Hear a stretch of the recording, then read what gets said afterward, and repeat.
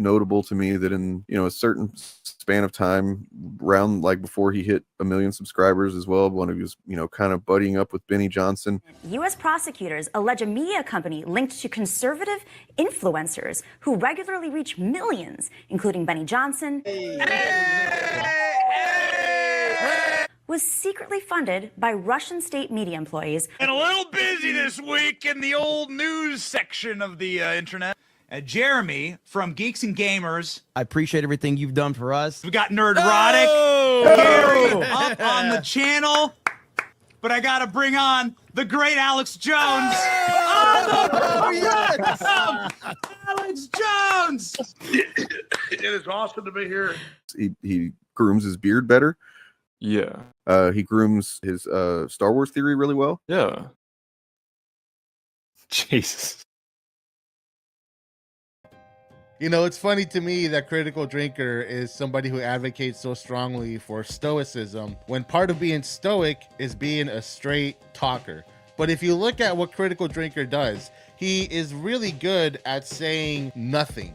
Of course, he rides the line of plausible deniability, just like all these other assholes. But there's two things that he does that are so blatantly dishonest that nobody should take them seriously if they're aware of this. First and foremost, as I'm sure the other guys have pointed out, it's very rare that the footage you see on screen has anything to do with what he's actually saying. And that's very intentional, by having his videos just be a consistent stream of quick 7-second long clips of various different parts of various different movies with various different themes and different plots and different characters and all that, is that he is essentially creating visually suggestive language. It's giving you an idea of something, but not telling you specifically what it is. And in doing so, it's up to you to fill in the blanks as to exactly what those specifics are. 2, the famous image of the message. First of all, when he shows it on screen, he shows it very briefly. It's impossible to take in the entirety of the image any one time he shows it on screen. But if you go download the image and take a look at it, what exactly is the message? What is the unifying theme here? There's a reason why he is not spelling it out for you in the image. This is a Rorschach test.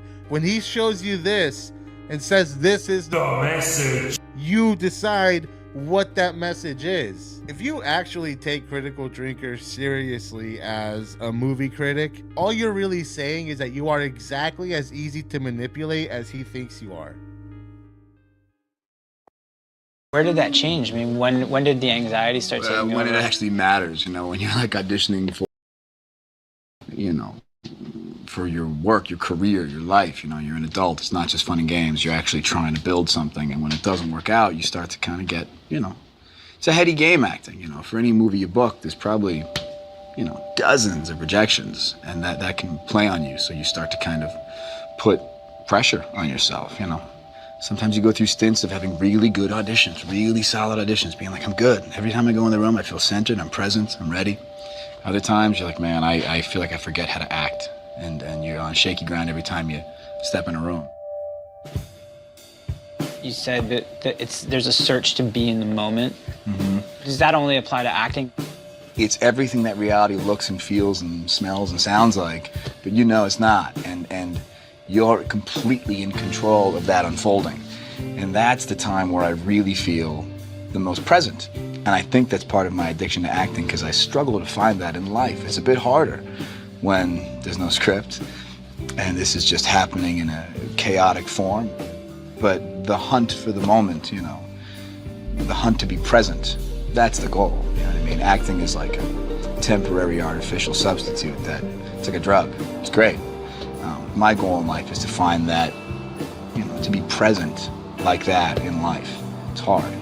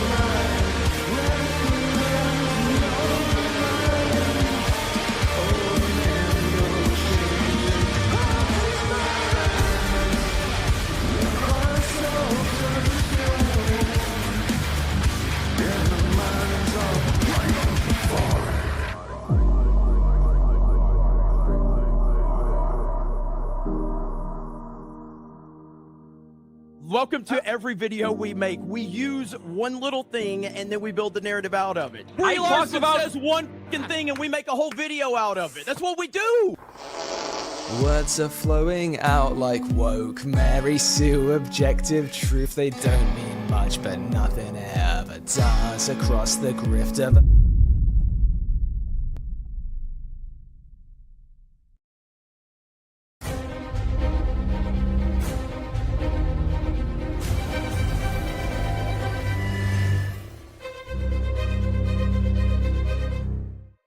All right, you assholes.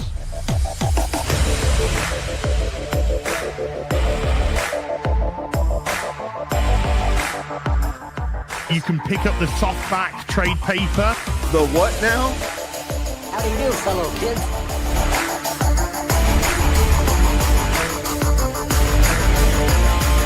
The f***ing what?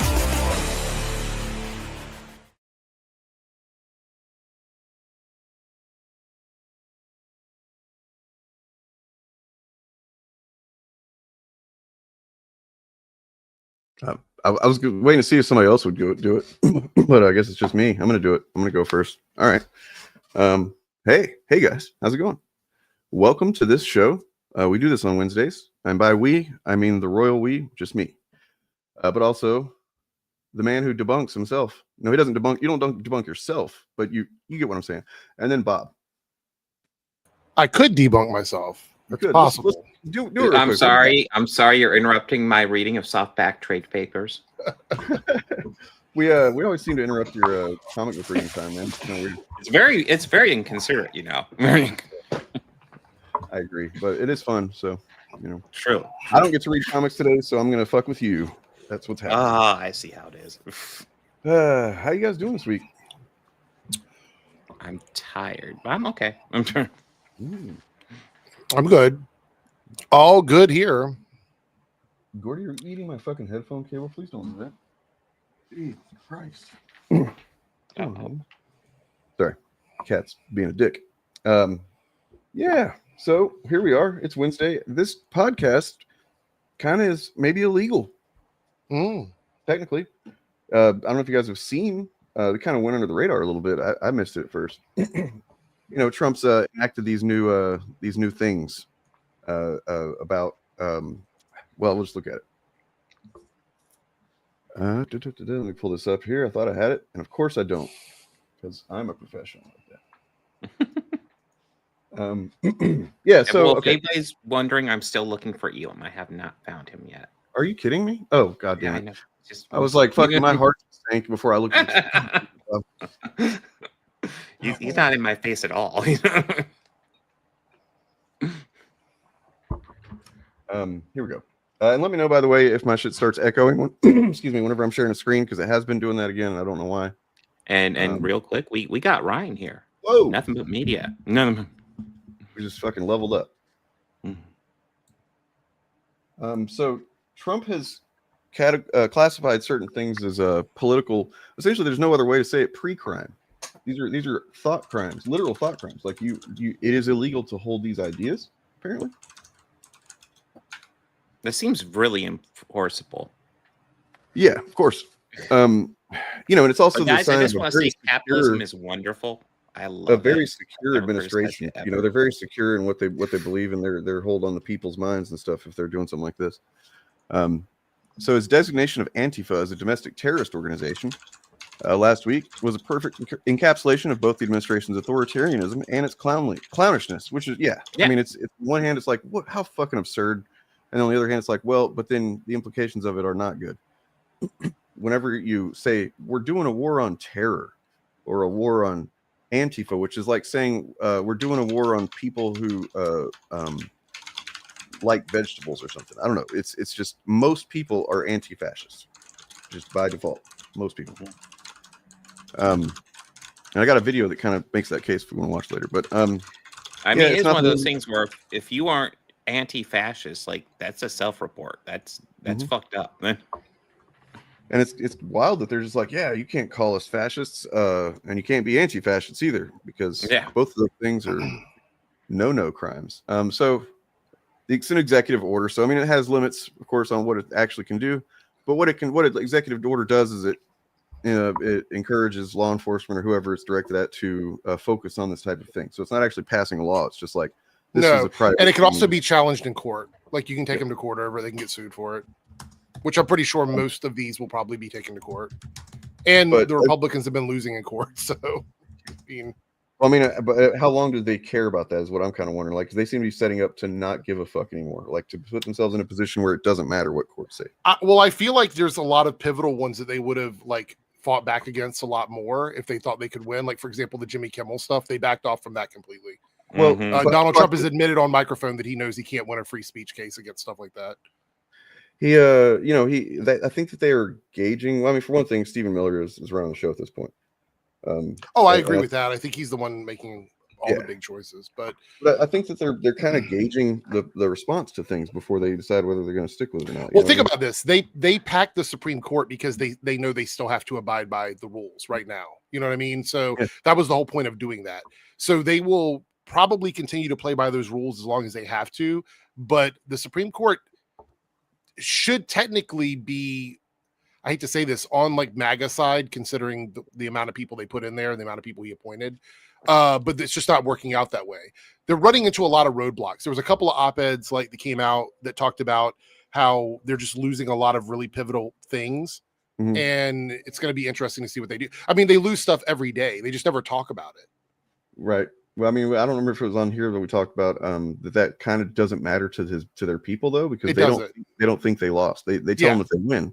Well, they'll just find something else. That's the thing. They do so many things so quickly that people don't have a chance to remember the things that they didn't really win in. You know what I mean? Like that's a fire hose tactic, and Bannon has straight up said that's what they were going to do. But like on the other hand, that is a bad thing. It's made things really difficult to focus on. But at the same time, it's a double-edged sword for them because they can't fucking By the way, Dane, no echo. Cool. No well, I didn't share it with the audio though, so that's the okay. So I got right here just like a list of the stuff. This is from that article. Journalist Ken Klippenstein reports NPS M7, which is I guess an executive order that kind of was along with the Antifa thing, but Antifa got all the headlines. It's directs a new national strategy to disrupt any individual or groups that foment political violence, including before they result in violent political acts. Deputy White House Chief of Staff Stephen Miller, who's been one of the most zealously authoritarian members of the Trump administration, crowed that the moments mark the first time in American history that there is an all of government effort to dismantle left-wing terrorism, which, as we've said before and shown, is not really a thing. Not to any degree that they need to be focusing on. Like it's not even like right-wing terror is the main one, just by far. But nonetheless, listen, if you're just gonna shove facts in their face, they're gonna think you're rude. Yeah. So explaining exactly why this is so bleak, Klippenstein references the dystopian science fiction movie The Minority Report, where people are arrested for not for anything they've done, but for pre-crime, predicted by people with psychic powers. In this real-world case, the indicators of future political violence listed in the report are anti-Americanism, anti-capitalism, anti-Christianity, support for the overthrow of the U.S. government, extremism on migration, extremism on race, extremism on like hostility towards those who hold traditional views. Like this shit is so. Yeah. No, I like when they were talking about pre-crime, it was remind me of Minority Report, except in that movie, there were actually like psychics that could predict this stuff. Yeah, there's a case to be made, like they know that this thing is probably going to happen, right? There's a case there. Like this is just holding ideas. Yeah, essentially, the last few are just like having a vibe about somebody. The thing is, though, looking at that list, Trump's broken all of those. Oh, sure. Every single one over his lifetime. He definitely tried to overthrow the government, Yeah. He supported overthrowing the government. He has extremism on migration, extremism on race, extremism on gender. Anyone that's been divorced as many times as he has, got extreme views on who slept with a prostitute, slept with a sex worker because she was a porn actress. So slept with a sex worker while his wife was recovering from or still pregnant with his youngest son. That seems pretty much against American views on family. But, he knows he's going to hell, though. He's been talking about it. So I mean, yes, we say sex worker, or if you want to reference Frank Reynolds from Always Sunny, you can call them hooers. Just kidding, totally kidding. But yeah, it's so fucking. It seems specific to people that are kind of on board with this crap and don't think about it. This does seem like it's a specific thing because, like, oh, why would you be an extremist on? But like, probably a lot of people watching here could be categorized as maybe anti-capitalist to a certain degree, even if you aren't like communist or don't even want to get rid of capitalism. There's some shitty things going on with this system and that need to be corrected, right? And that is something that could fall under that if they decide to go after that. It's fucked up. Anti-Christianity, like, yeah, I mean, at the same time, I feel like this is a little bit of red meat to the base. This is they have to keep throwing them stuff right now because he's not popular. He's lost a lot of support. I want to point out that most of this is a free speech violation, which is why it's not going to be a law. They'll never be able to make this into law. Sure. Oh yeah, I mean, there's obviously that. It's nothing to really get yourself too. Well, not as long as we have a constitution. What I'm getting at here is that if he were to take someone up to like, it's just some sort of major to put them out on display as a representation of this thing, it would go to court and he would lose. So he doesn't want that. This is all peacocking. This is all like, they might do some small stuff. They're never going to go after anybody big with this stuff. But what I think it definitely does is it intimidates, and it creates an a situation where, like, for example, there's been lots of videos and reports of ICE arresting people and then just letting them out like the same day. And that's they know that they don't have a crime on them whenever they arrest them. They just kind of do it for theater for everybody else around to kind of scare them. And it's a good clip for social media for them. Yeah, that's essentially what it is. Like, I don't see any of this stuff being enforceable. Like, how do you enforce this? There's no way to enforce this. We have that a lot over here whenever there's a protest. So if you ever see the police arrest a protester, just know that they're not going to be charged with anything. They're usually arrested for like breach of the peace violations and then released within 24 hours. I mean, they're arrested. They're arrested to take them away. They're arrested to take them away from the protest, basically. Yeah. Sorry, am I lagging? I feel like I'm not hearing people. Can you guys hear me okay? Yeah. I can hear you. Yeah. For a second. Try something. Sorry. We'll keep an eye on it. It doesn't immediately mean anything terrible, but it does create possible, it gives them latitude to do certain shady shit. And it also gives their people the feeling of a win. Their people don't think about the difference between an executive order, because literally they thought Biden's executive orders were just like, oh, he's a dictator because he's doing executive orders. It's like, okay, that's not what that is. Yeah. So, good times. I think I'm okay now. I had to switch my source. I was coming through here and it was lagging for me. So should be good now. I hope. Cool. We're good. As long as you guys can hear me. Oh, damn it. I can hear Eric. Fuck. Damn it. I was actually stopped by the cops the other night for some bullshit and got a ticket. Oh, what the hell? Yeah. I was leaving from an event and there was a bunch of cop cars on the side of the road. 2 of them had their lights on. In the road, it was nighttime. It was raining. Like, it was 10 o'clock at night, pouring down rain. And I look over, I'm on a narrow road. I look over and the cop car lights are on. They're reflecting off my glass, my windshield. I can't really see because of the rain. And then when I look back over to the road, there's like 12 to 15 people just standing in the middle of the road. So I slam on my brakes and I'm like, what the fuck? So I look around. I'm like, is everyone okay? Yeah. Okay. I back up and I go around and the cop pulls me over and starts grilling me because they're like, oh, have you been drinking tonight? What have you been doing? What's going on? I literally didn't do anything. But because I slammed on my brakes, they decided to stop me. And then they couldn't charge me with anything realistically. So they gave me a ticket for reckless driving. What the fuck? I didn't do anything wrong. And I sat in the street for like 15 minutes waiting for them to come back to me and saying, yeah, I'm not going to give you a ticket for hurting anybody, but be careful next time. And this is a reckless driving ticket. If you want to challenge it in court, here's the date, blah, blah, blah. I'm like, it's so stupid. It was dumb. It was like the cops were mad about whatever they were dealing with, and they decided to take something out on me, even though I didn't actually do anything. I will DM you with the workaround on that one, by the way. Okay. All right. I appreciate it.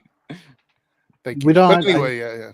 I don't know if this is true in real life, but I know I see it in the movies a lot where people get pulled over and ticketed for a broken taillight. That is unheard of over here. Oh, really? It just doesn't happen. Yeah. If a cop does stop you for a busted taillight or whatever, they will say, oh, you need that fixed. Or like, yeah, that's usually what happens, but they can't ticket you. Yeah, I don't think they can ticket you.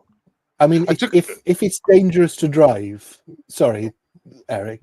Yeah, if it's dangerous to drive, they might even, if it's like in the day, they will take you to the nearest place to get it fixed.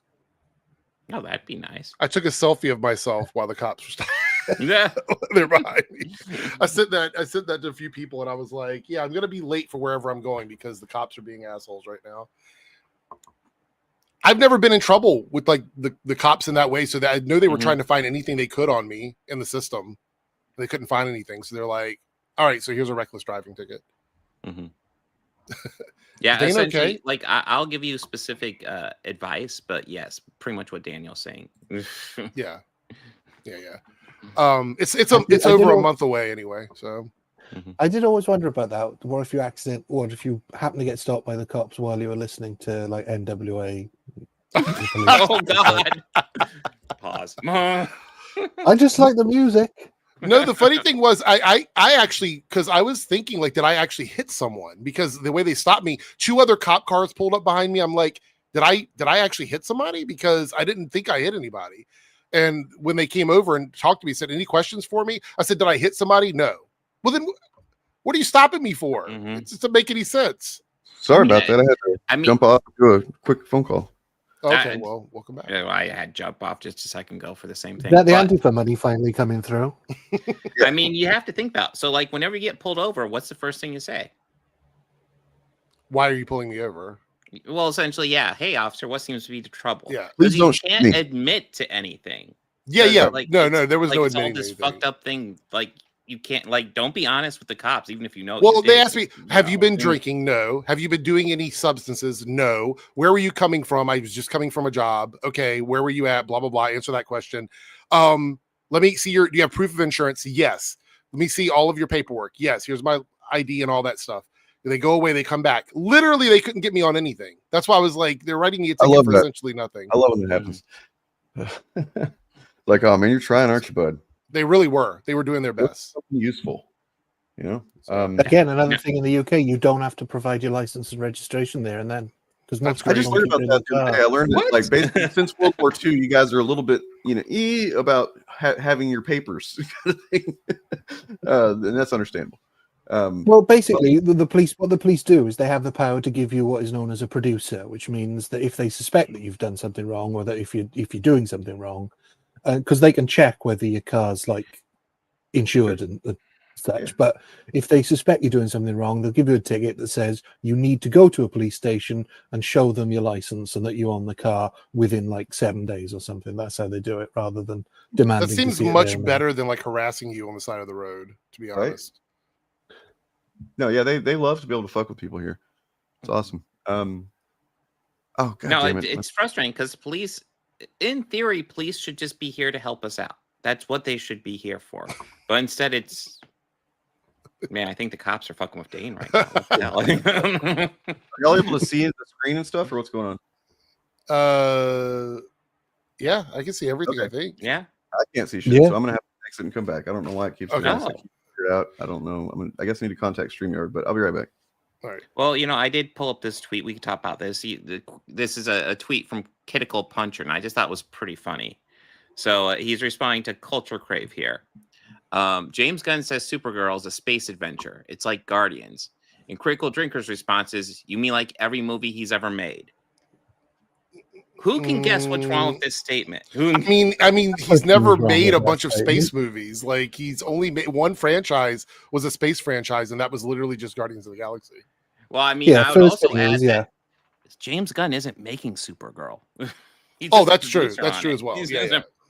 So James Gunn's made a varied selection of films. I'd say mostly the theme is either horror or superheroes. Those are sort of the two lanes.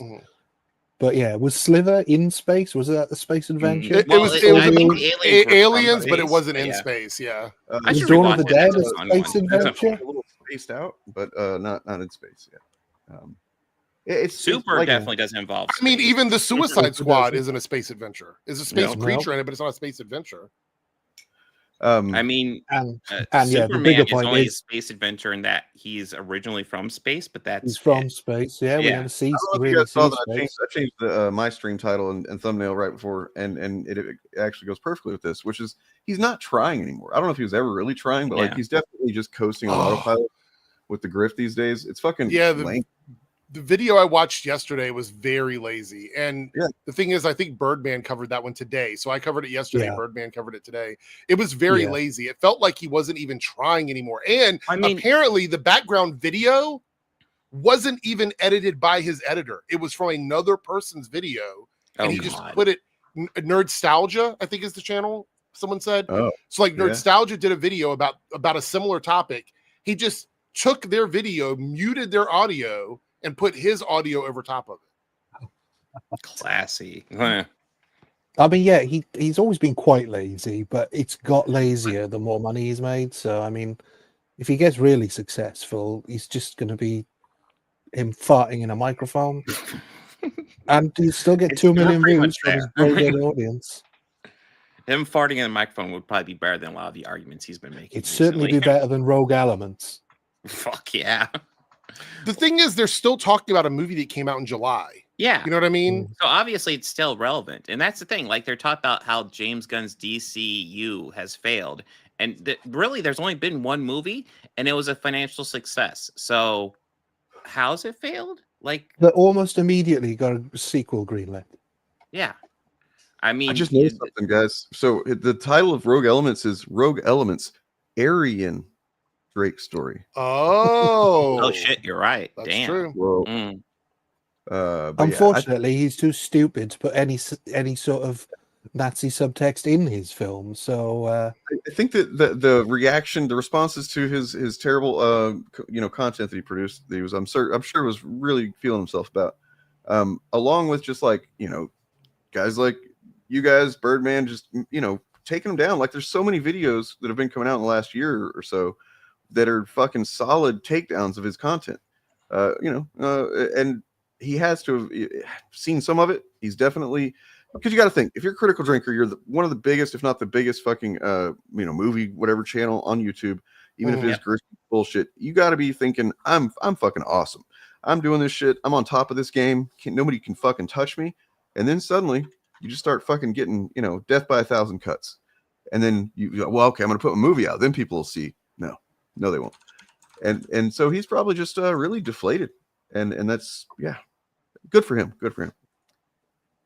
Well, something I noticed in Eric's video, which then the Birdman picked up on, is when he says you only get one chance to make a first impression. And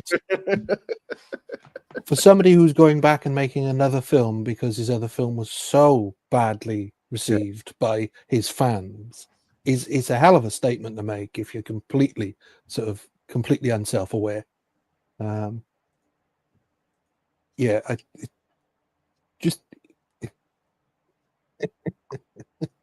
That's definitely shooting him in the dick. Yep, shot him in the dick, but somehow his head exploded. Well, what do you think, Chariot? I think that the critical drinker is playing the hits. I think Brother is lost. I think That is he would have more plausible deniability if he could just review a fucking movie once in a while, and not do the same thing woke shit. That would have to involve him actually sitting down and watching a movie and paying attention. So, I mean, who's got that kind of time? You mean thinking critically? No, he's not gonna know for that. This is the thing I don't understand, right? Is like, it is not that hard to just like throw together, especially if you don't want to script it. Like you can probably just get away with like yapping really intensely about something and then just editing it down. Critical Drinker's edits are not high quality. His audio is not high quality. There's nothing really about what he does that is like high production value. So it kind of boggles the mind, at least for me, that like he thinks he can cut corners even in terms of like how much he watches, because that's the most passive part of what he does. I mean, maybe it's that he's working on one of those like movie projects or something. He just doesn't have the time right now. I don't know. Oh, another thing is, isn't he's relegated to doing Ripaverse shit now, right? Like that's isn't he writing one of those things? No, he is doing one of the short stories. Yeah. Oh, he is he?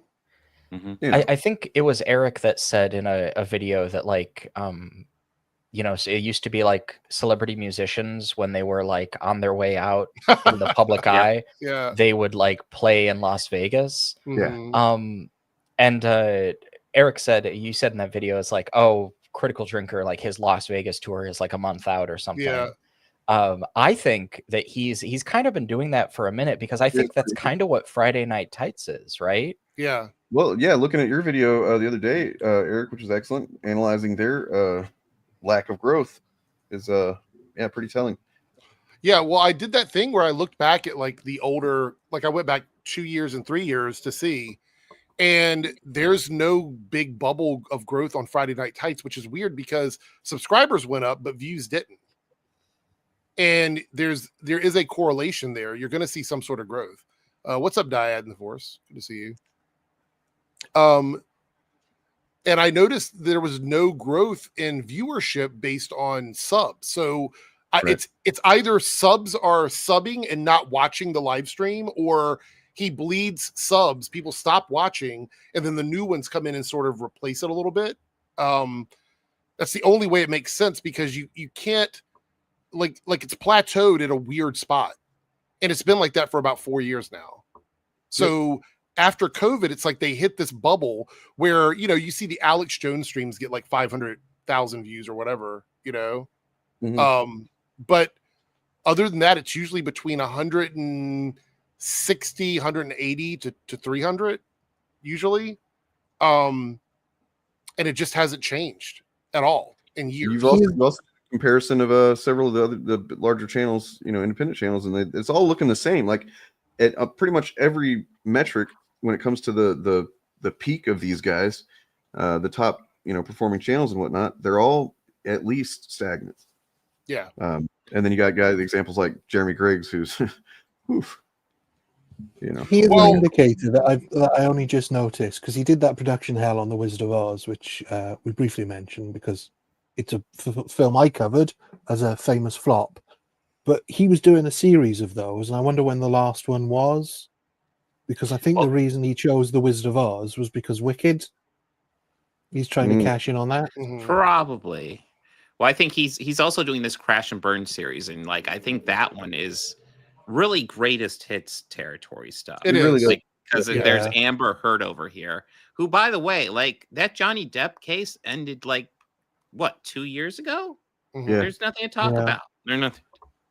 Also, like if you're still on Johnny Depp's side with that, like I don't know. I don't even know what to say about that. Like, and I think another thing that's noteworthy that like all these guys covered Red Sonja, and I think these were the only guys that covered it. Because fun fact, I watched that trailer. It looked awful. Yeah, I didn't want to see it. Awful, and I was like, oh well, I'm not watching that. Things that they attribute to being like this is a woke movie that the wokies are excited about or whatever. And it's like, no, man, we also recognize when a movie looks like it's probably going to be pretty bad. Well, listen, I went into that trailer with low expectations because, spoiler alert, I don't like the original. But I was like, you know what? It kind of sucks, but let's see if they can do better. I watched that trailer. I'm like, nope. Yeah, I mean, I felt bad for Gail Simone because she was out there kind of like trying to promote it without being too, you know, she didn't want to like full throat endorse it. But she's like, oh, I'm excited to see what they do because, you know, it was kind of based on her run. And yeah, poor lady. I think the fact that he covered the War of the Worlds film, which again, nobody reviewed that positively because it is a bad movie. I mean, I say that very rarely about films, but it's a bad film. That Amazon Prime. It also Ice Cube also talked about the production hell it went through because it filmed primarily through COVID. So yeah, and the whole purpose was Amazon Prime testing the waters to see if they could make cheap shit during COVID, and they couldn't, which is why they didn't release it.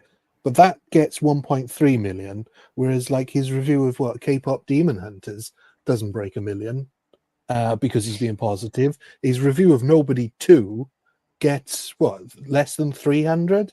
So people are only going to him. I have a hotter take than that, Ryan. I have a hotter take than that. I don't think that it's just the positivity. I think he's too old for the demographic. I think the issue is that most people that watch that stuff don't give a fuck what he has to say about it.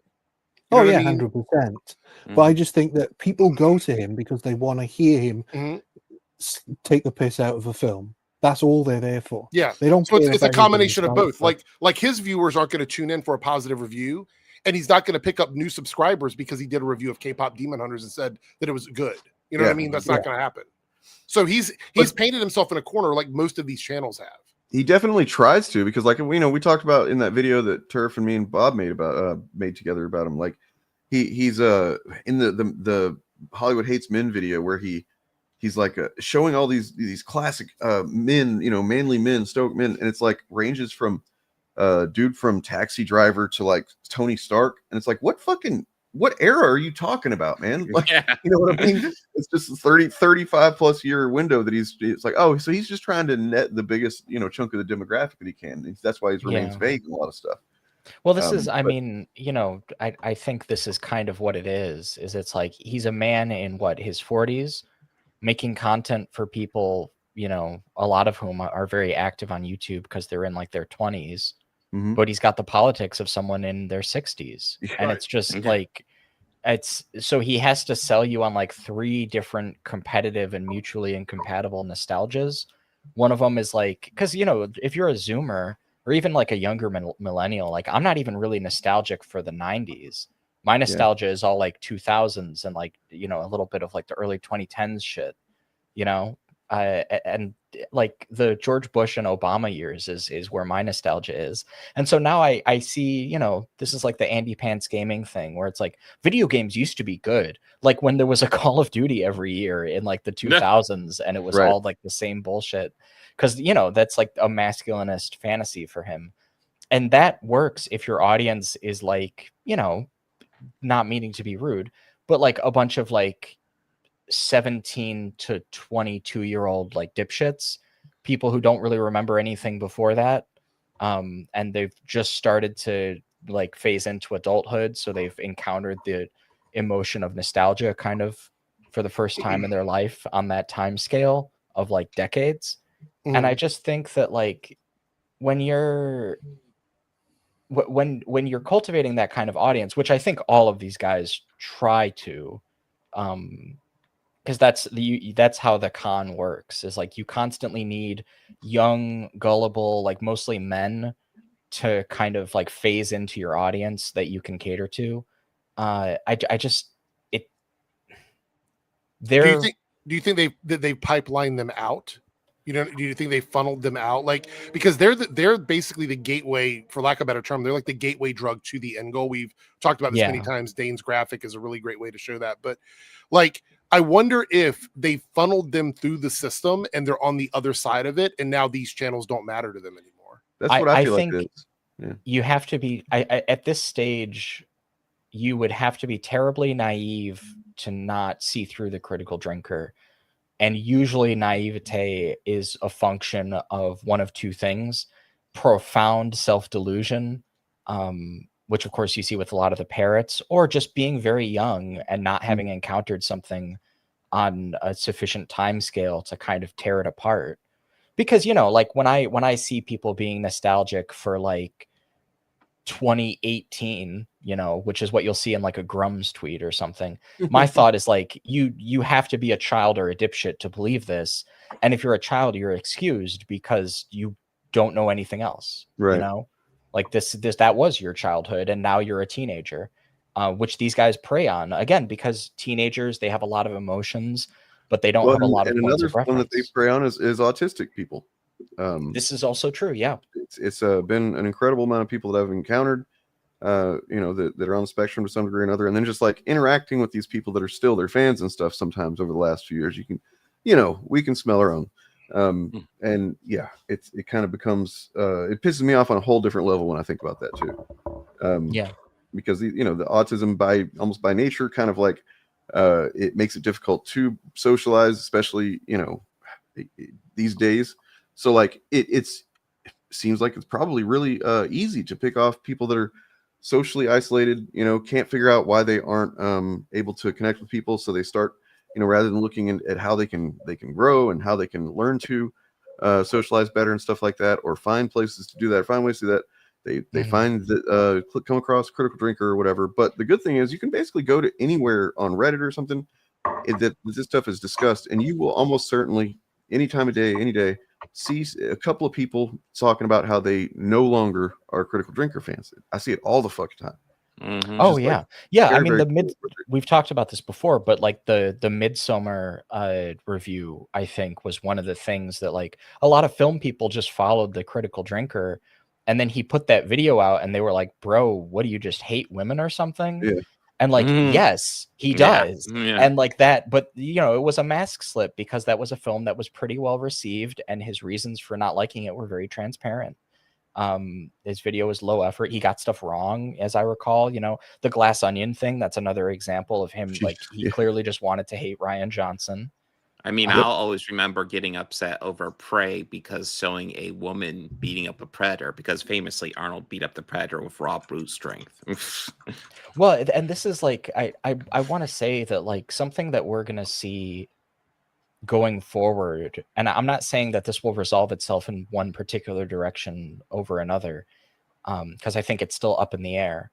Something we're going to see is that the current right-wing media ecosystem incentivizes becoming kind of more extreme over time. You know, we saw this with Charlie Kirk. We've seen it with Tim Pool.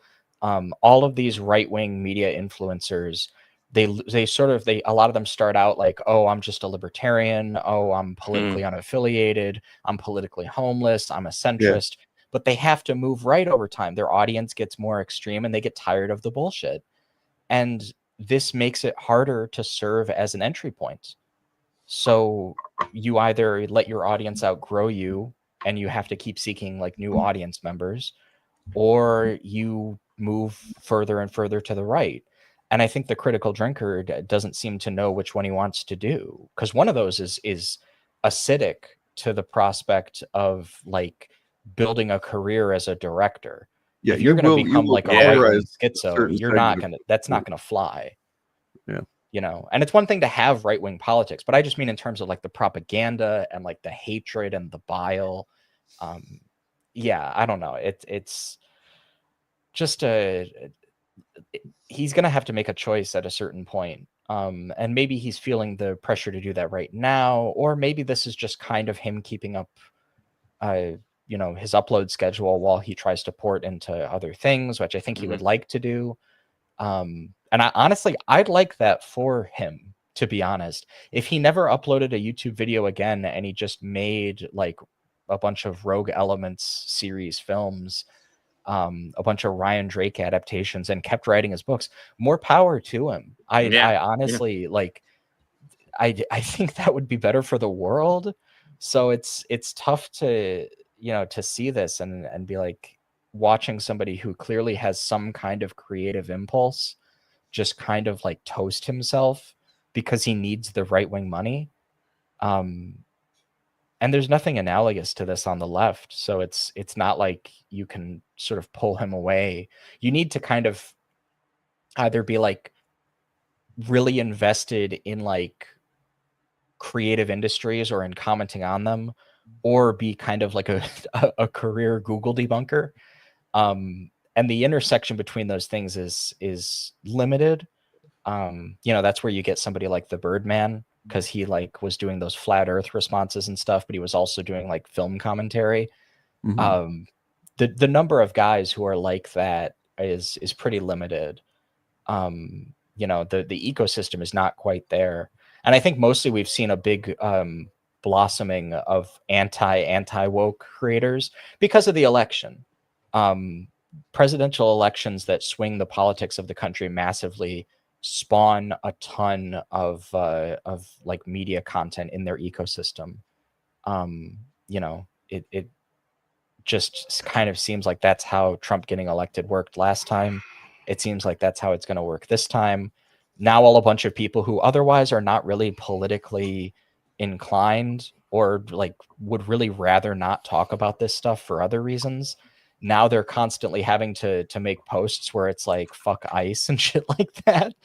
You know, so I think looking at the current political climate of this country here in America, which, you know, not to be all America is the world, but like, you know, even these UK suckers, they're just kind of leeching on our political energy a little bit. I hate to be that person, but well, I mean, like, but we've also kind of been shoving it at them for a long time too. So it's like at a certain well, point, sure, and there's a lot of cultural exchange, but like the critical drinker is clearly like, I don't, maybe I'm off base and I just don't understand the UK audience in terms of online media consumption, but I kind of feel like this guy should be viscerally off-putting to anybody who has other like people with English and Scottish accents and Welsh accents to listen to on a daily basis. If you hear that stuff when you walk outside out your front door, it's probably moderately less intellectual sounding, you know? I don't know. Yeah. Well, a couple things something I want to point out before I got away from the screen. Witcher season 4, is anyone still watching this garbage? Yeah, I'm betting he is. Yes.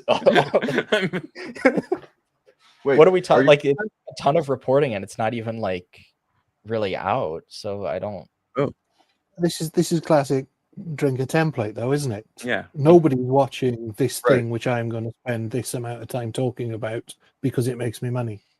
So I'm currently working on a document that's going to be a living document. It's going to go on for a long time, I imagine. But like I'm building a kind of database of terms and tactics and stuff that we observe with this stuff. This is one of them. You know what I mean? Like the pre-dissing, or whatever, negging a thing before it comes out, just like as a way to, get ahead of it and start planting those seeds early, right? It's a tried and true chud tactic, where if it comes out and it's something often, or sometimes if something comes out and it's very popular, everybody likes it, they will just pretend they never fucking, tried to preload it that way. But yeah, listen, I'm sure if Witcher season 4 comes out and they really like it, he will come out and give it an honest review. Yeah, I was going to say they've really backed away from that sort of commentary. They've really stopped trying to create these narratives that. Well, there's nothing really to cover. It seems like. Well, they pushed Wonder Man back to January, so I'm sure they hate that. That would have been a good December thing for them, but now they have to wait till January to complain about it. So I guess December, Avatar? That's it, really. There's not a lot. Let me see what's coming out. Big stuff the rest of this year. We do have this is a as take, but Critical Drinker's involved with it, and I just was like, the fuck. So apparently, women now make up 48% of gamers, according to this Dextero study. I don't know exactly what they're drawing from, but Critical Drinkers' big take: playing Candy Crush once a week on your phone does not make you a gamer. Okay, so assuming so much, but it does. But, yeah, and but at the same time, to like meet some women, dude. Like, yeah. Did you see my response to way bigger gamer than I am? Like, I'm not even a gamer. My girlfriend fucking is a gamer. Oh shit! Yeah, you're right there. My response. You're right there. Only one.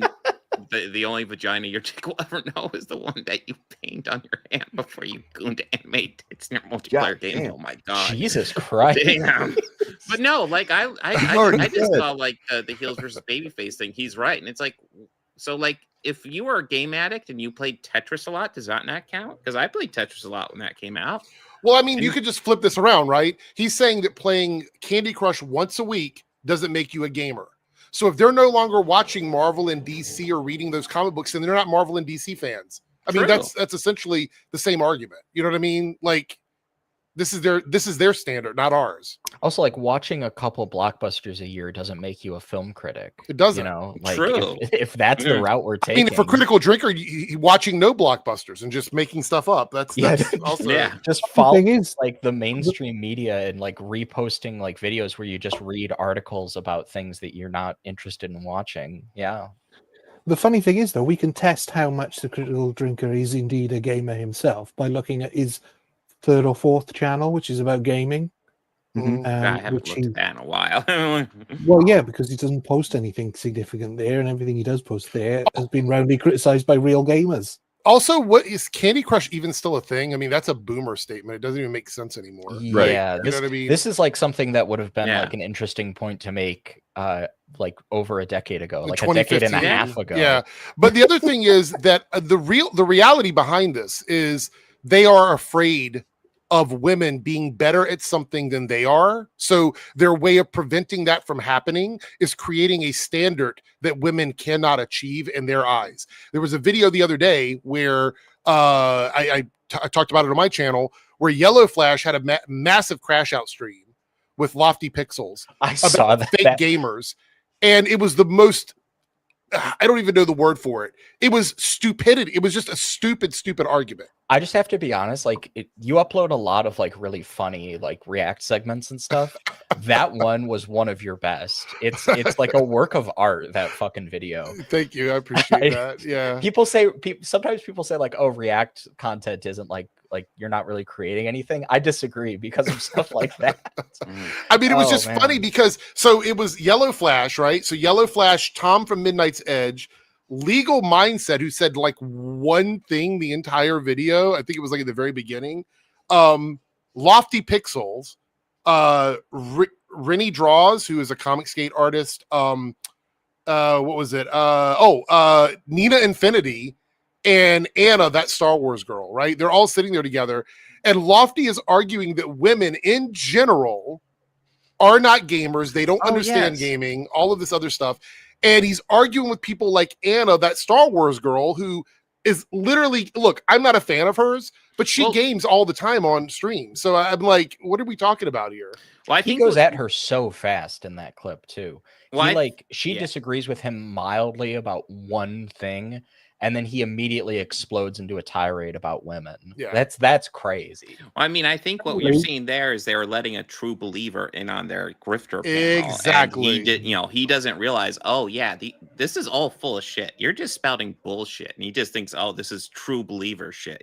No. Well, according to him, playing games on stream doesn't make you a gamer. So that's one that all of those big Twitch channels need Almost to. all games require you to play. So I guess all the guys that stream 12 hours a day on Twitch, you're not real gamers. Sorry, that's the metric. So, but the other thing was, it was funny to see all of the women all of a sudden participate in feminism, which was the real shocking thing. They were all doing feminist stuff, and then Tom from Midnight's Edge was also participating in feminism, and I'm like, what? It felt like a left versus right conversation. It was so fun. Yeah, it was like, well, because this is the thing, right? Like, I think a lot of the guys who make that content, they know it makes them look good if they can have like women on and talk to them about stuff. And a lot of the women in that content creation space, which is understandable, want to just kind of build their kind of career in that space making content. I don't necessarily agree with the choice of content, but I understand the impulse, that's all fair. But I just, this is the thing, right? Like you see it with people used to say this about Abby Shapiro when she was making content. You see it with a lot of these like right-wing influencers where they kind of try to sell you on certain ideas about gender, but also like they're women and they really want to have like a public facing career where they talk about social issues. Or shouldn't they be a trad wife somewhere? I mean, I feel it's this is the thing, right? This happened with the Republican Party in the United States, where like they courted these like insane right-wing, like just nasty people, and then a bunch of those people became ascendant within that party. And like, this is the thing, if you're going to court those people, you're running the risk that the true believers are going to start running the movement. I don't know. We're seeing that thing going on. Oh, sorry, go Ryan. I'm sorry. I think a lot of them found out pretty quickly that it's very hard to build a career about telling men that they shouldn't listen to you, and then expect them to continue listening to you. Yeah. Weird. There's a bunch of that kind of stuff going on right now between Smash JT and Demian and John Della Rose. Fandom Pulse did a hit piece on Smash JT and Demian. Oh shit, that's fun. And there's some DMs being leaked wherein Demian calls John Della Rose, JDA, a white supremacist to his face, or essentially in DMs. Can we look at that? Yeah. Hold on, I'll bring it up. That's fucking hilarious. Love that shit. All right, so let me share the article first, because Endymion is like, wow, that's such an interesting one of those guys to have that. So this is over at Fandom Pulse. It says Endymion TV and SlopTube grifting, and I'm like, what did Endymion do to these guys? And so it starts. This is from just a couple of days ago, and it goes down here. He talks about Asmongold, but then it gets down here. Endymion TV and surface level anti-woke branding. So it's like a litmus test or like a purity test. So they're purity testing each other. That's great. The hubbub about Ghost of Yotai has given me a grand opportunity to rehash some things about YouTuber Endymion TV. If you've ever wondered how the culture war became a content farm, you need look no further than Endymion. He's not just a symptom; he's the blueprint. Ostensibly, Endymion behind the curtain. Yeah, like Asmongold is on my side of the culture war. By the way, Asmongold is also a grifter. Like, this is a dumb argument. Like, Asmongold just goes whichever way the wind blows. If you watch his clips, he doesn't really hold a position. He says a lot of things I agree with. He calls out woke media and uses a lot of right words and phrases. But the one thing about the grift, just because you know the words doesn't mean you know what they mean. Just because you can mimic what a side says doesn't make you an expert. And Demion's content often suggests lying is fine as long as it serves the anti-woke narrative. This is something he holds in common with Smash JT. The problem with lying is that the lies eventually catch up with you, and what is intended to make your side look like is winning turns into ammunition for your opponents. Ultimately, if you're caught lying, you're giving them proof of your side is unserious, sloppy, and easy to dismantle. Now, I will say this, Endymion is a massive problem for like saying dumb stuff and then getting caught in it. And I think he's such a liar. Yeah, me and He's Bob such a always liar. covered him that one time and just like blatantly exposed his entire fucking grift about. You were like, stop making videos or something. Shut your channel down or something like that. I can't remember. Yeah, it was what like delete your channel, dude. Just delete it. It's the only way to fucking. It goes here. Grifting isn't just a problem because it's dishonest. It's a problem because it's strategically suicidal. It turns your allies into liabilities and hands your enemies the moral high ground because they can legitimately say we didn't fall for that. And then this is what happens. Okay, so let me pull up. I gotta find it here. You know, Response that Endymion had. I just like they're firing shots at each other. Oh yeah. Well, it's because they're running out of other targets. That's the problem. And then Endymion did this. Fandom Poll seems to hate me now and ran a hit piece for me. Interesting that my sources were wrong. Yet when I said Ubisoft would be controlled by Tencent, which I said before mainstream media did, it happened, and this site even reported what I said. And John, I know this post will make you angry because you're so desperate for attention, but please don't hit your wife again. Just go punch your furry costume and keep it in the closet or something again. Thanks. Wait. Don't navigate off of this. Keep this on screen. Yeah. This motherfucker has the fucking raw, unmitigated temerity to bring up Veilguard when he provably lied to his audience about it. This was the dude who was spreading those Nure or whatever, however you say her name, those leaks that one streamer was trying to share. And he said a ton of stuff in his video about like who was going to be able to romance who, and you weren't going to have any options if you were like a straight man. Complete lie. Yeah. Complete lie. Abjectly fucking lying to his audience. And now he's bringing that up like that's a W? Yeah. That's crazy. Yeah. So essentially, I don't disagree with either of them on some of their fundamental points, but both of these groups are shit. Yeah. They're both shit. Right? So like Endymion is a liar. He's a fake fucking anti-fan, and he has been for a while. And the entire group behind Fandom Pulse, including JDA, are all pieces of shit white supremacists. Yep. So it's like, but look at this. So here's the post here. We got this one. He goes, Endymion libeled me to virtue signal to the influencer clique. These are leftists. They will attack and try to destroy anyone with fake propaganda lies, just like what they claim to fight. If you follow Endymion at this point, you promote libel, lies, and leftism. I washed my hands with this influencer spear a long time ago because of this shit. They're evil. But Dude, they're so like looking for like leftists to target that they can't, but they don't even find them and just identify themselves as leftists and say, "Oh, there's the evil leftists." This is more so timely. There's more here too. Oh, go ahead. Go ahead, Chariot. Oh, I was just gonna say like him calling Endymion a leftist for this. I actually have a video. These guys don't figure into it, but I'm working on it. I want to have it up by like Monday. It's like a short video essay, and it's about how like the specific arguments that these people use to like acculturate their audiences to white supremacy. And one of the arguments that they use is this kind of deflating tactic where like anytime somebody calls something racist, they just go, "Oh, you just say that because you disagree." It's some version of that, like, "Oh, you're just calling us racist because we don't like something." Right. And they generalize in that way. And what that does is like when somebody is actually a fucking racist, they just get that back to them. If you've ever been in these like right-wing communities, and like you probably know this from experience, like if somebody is actually being fucking racist, and like you can legitimately confirm it beyond a shadow of a doubt, that people will still just say to you shit like, "Oh, you're just saying that because you disagree. Oh, you're actually a secret leftist. That's why you're saying that." Yeah.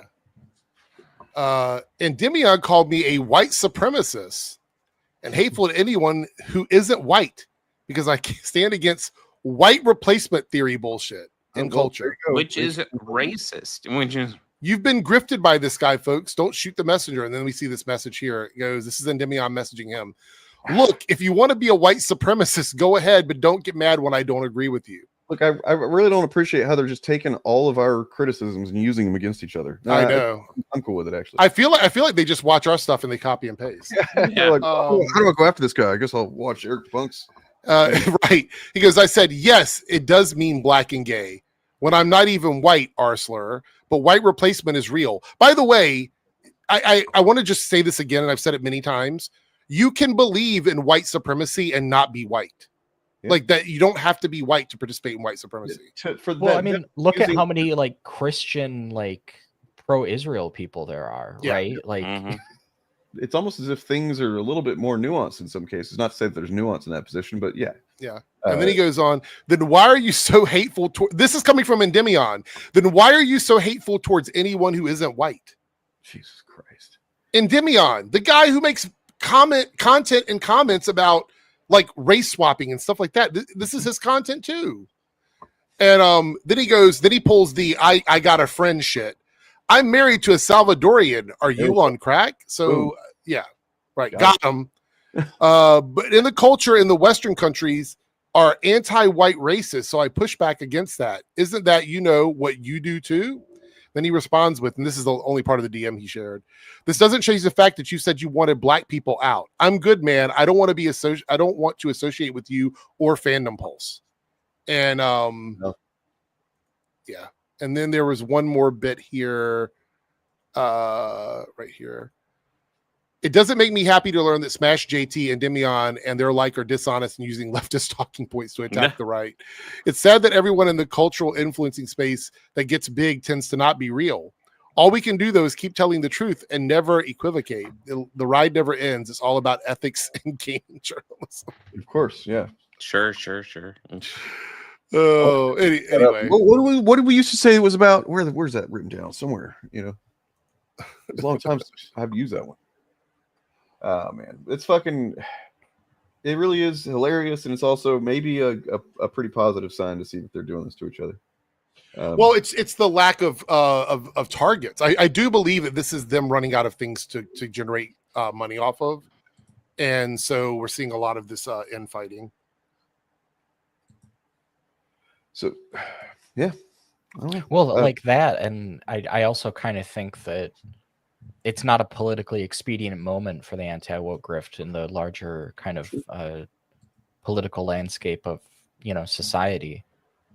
I think that like some of the stuff that we've seen from the American government right now, which most people, even a lot of Republicans, are against when they actually see it happening in their own neighborhood.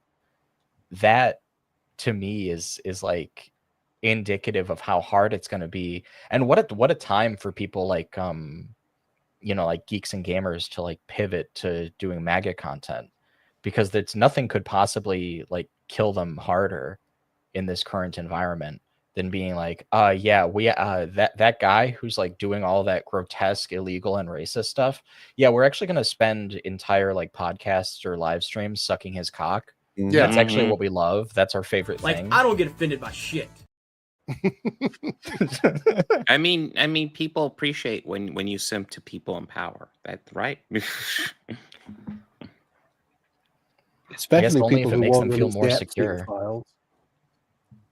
And this is also the other thing, is we talked about this on a previous stream, but the Epstein stuff, I think, made defending Donald Trump on social media pretty toxic, even for MAGA people.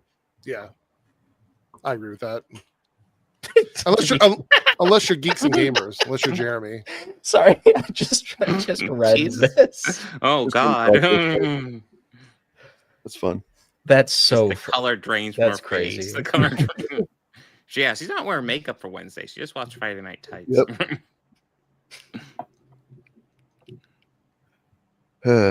Man, it is crazy out there. You guys seen that Benny Johnson AI video? Yeah, the stupid Superman and Batman one. Stupid, dude. Yeah, like so dumb. I saw a video where he was like begging people to like, and it was so weird because he's holding I think he's on his phone, and he's like holding the camera very straight, right? So he's not like wobbling a ton like you would expect. Benny Johnson at all. Right, but he's slurring his words like he's drunk. It was really surreal, and he's like talking about the current state of Gaza and Israel and the sort of Trump administration and them like negotiating for a ceasefire and an end to hostilities there, and like he's going on this rant about like, oh, these left-wing people don't even care because they're not like saying thank you. to Donald Trump. Like, he said something like, "Why are you not protesting to thank Trump?" And I was like, I don't think that's how protests work. Yeah. Like, this is just how being a leader works. When things are good, people are not vocal, and when things are bad, they get antsy. And I just kind of feel like it's inherently absurd. But I was watching it and I was reminded intensely of that Zelensky summit where JD Vance was like, "Have you said thank you once?" Yeah. Oh yeah. Oh my God. And I sorry, I was just gonna say, I saw that and I was like, oh, these guys, they're like the "have you said thank you today," like, to the president industrial complex. Because it's all like, you're not being thankful enough. First, it was, you're not being thankful enough for Western civilization for giving you all these freedoms. Then it was like, you're not being thankful enough to Trump for the economy. And now it's like, you're not being thankful enough to Trump for Gaza. I don't know, man. Yeah, I'm so thankful for Trump for completely nuking the fucking economy. Yeah. I love Well, how I the don't, price like- of everything is doubling. Maybe you'd be thankful if, like, you know, your house was on fire and a pedophile put it out, but you wouldn't, like, honor him. You know what I mean? Like, that doesn't make any sense. Because has anybody followed the fallout from Benny Johnson's death threat letter, which wasn't a death threat? There was a press No, I haven't heard about this. Well, they've apparently caught the guy, and the reason they were able to act so swiftly, which is what they said in the press conference, is that Benny Johnson just phoned Pam Bondi, just called her up and said, "I've had a death threat." So it's good to know that if anybody gets a death threat, I assume they can just call up Pam Bondi and she'll be right on it. I mean, talk about a level of privilege above literally everybody else in the country. Talk about accusing people of being astroturfed. Like, this whole plan of this right-wing, like, media ecosystem is to get free shit by, like, putting your people in the government. I mean, that's who Benny Johnson is, especially because he was one of those guys taking Russian oligarch money. Him being on Friday Night Tights is so funny in retrospect. I always look at those, like the just insane flow of super chats that some of these right-wing streams get when they're just fucking around, and they just get it like hundreds and hundreds, and sometimes, like, over time, thousands of dollars just for fucking around. And I just look at that and I'm like, how hard would it be to just, like, if I'm like a psychotic right-wing billionaire with too much money, to just, like, get a bot farm to just funnel, like, small, like, tax-free gift amounts to these guys? I don't know. It was a thought that I had when I was watching, I think, like, a Jordan Peterson live stream like 8 years ago. By the way, I don't think Jordan Peterson's doing very well. I think he is out. He is fighting his demons and losing. Similar note, I heard Dennis Prager's not doing well either. So yeah. Oh my God, that's a shame. The leftists are getting them. Those witches have been hard at work. Yeah. That 100% happens. Look at the Twitch bot purge. This is what I was thinking. Like, the YouTube stream environment is very different. Like, you don't really see that stuff happen as much on Twitch. I feel like they regularly take care of that a lot more. But, like, on YouTube with, like, super chats and stuff, it just doesn't make that much sense, because, like, channels that are bigger than those grifter channels that do live streams don't get that inflow of cash. It's, like, disproportionate. It's really weird. I don't know. This is just me thinking out loud. Like, it's, well, I mean, we do know that there is lots of billionaire dark money being funneled to these guys. But... Right. And this is the thing, right? Because we know the money is going in, but it's hard to determine kind of like where it ends up unless somebody gets named in a lawsuit. And I just, like, this was something somebody wrote a great piece about this, about Jordan. This is why I brought him up, about Jordan Peterson years ago when he was doing, like, a lot of live streams and stuff. And, like, he had, like, a Patreon, and it just had a suspicious amount of money on it. And people were like, this is a crazy amount of money for this guy to be getting out of nowhere. Right. I don't know. It's just crazy. It's just sus. There should be some legal, like, investigation into this. So I came across a thing. I don't know. You know, I wouldn't have given this any time, except that then there was this.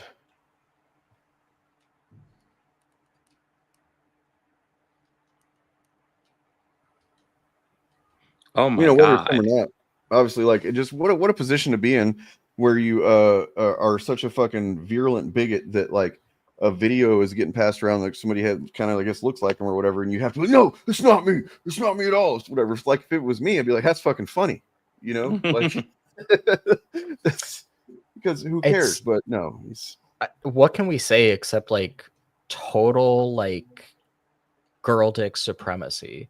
Yeah, like yeah. the conquest that is occurring in these right-wing spaces I've only when these recently dudes learned get off that their genre. live streams and then just like furiously jack it to a I lady don't with a understand that dick. genre. It's like, why don't you just watch some trans chicks or something? Like, it's like, I don't know. I understand it.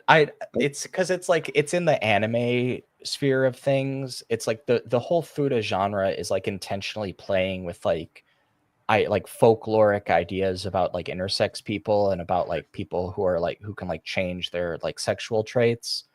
And look, as somebody who's seen Bible Black, I get it. I understand. But like it's just one of those things where like that was kind of like trans representation before trans representation, you know? And like anime is still kind of sort of undervalued in that regard. Like every Right. time there's a transgender character in anime, they're always like, actually they don't have those people in Japan. they don't get those over there. Which is really funny. But like I don't know, it's just interesting.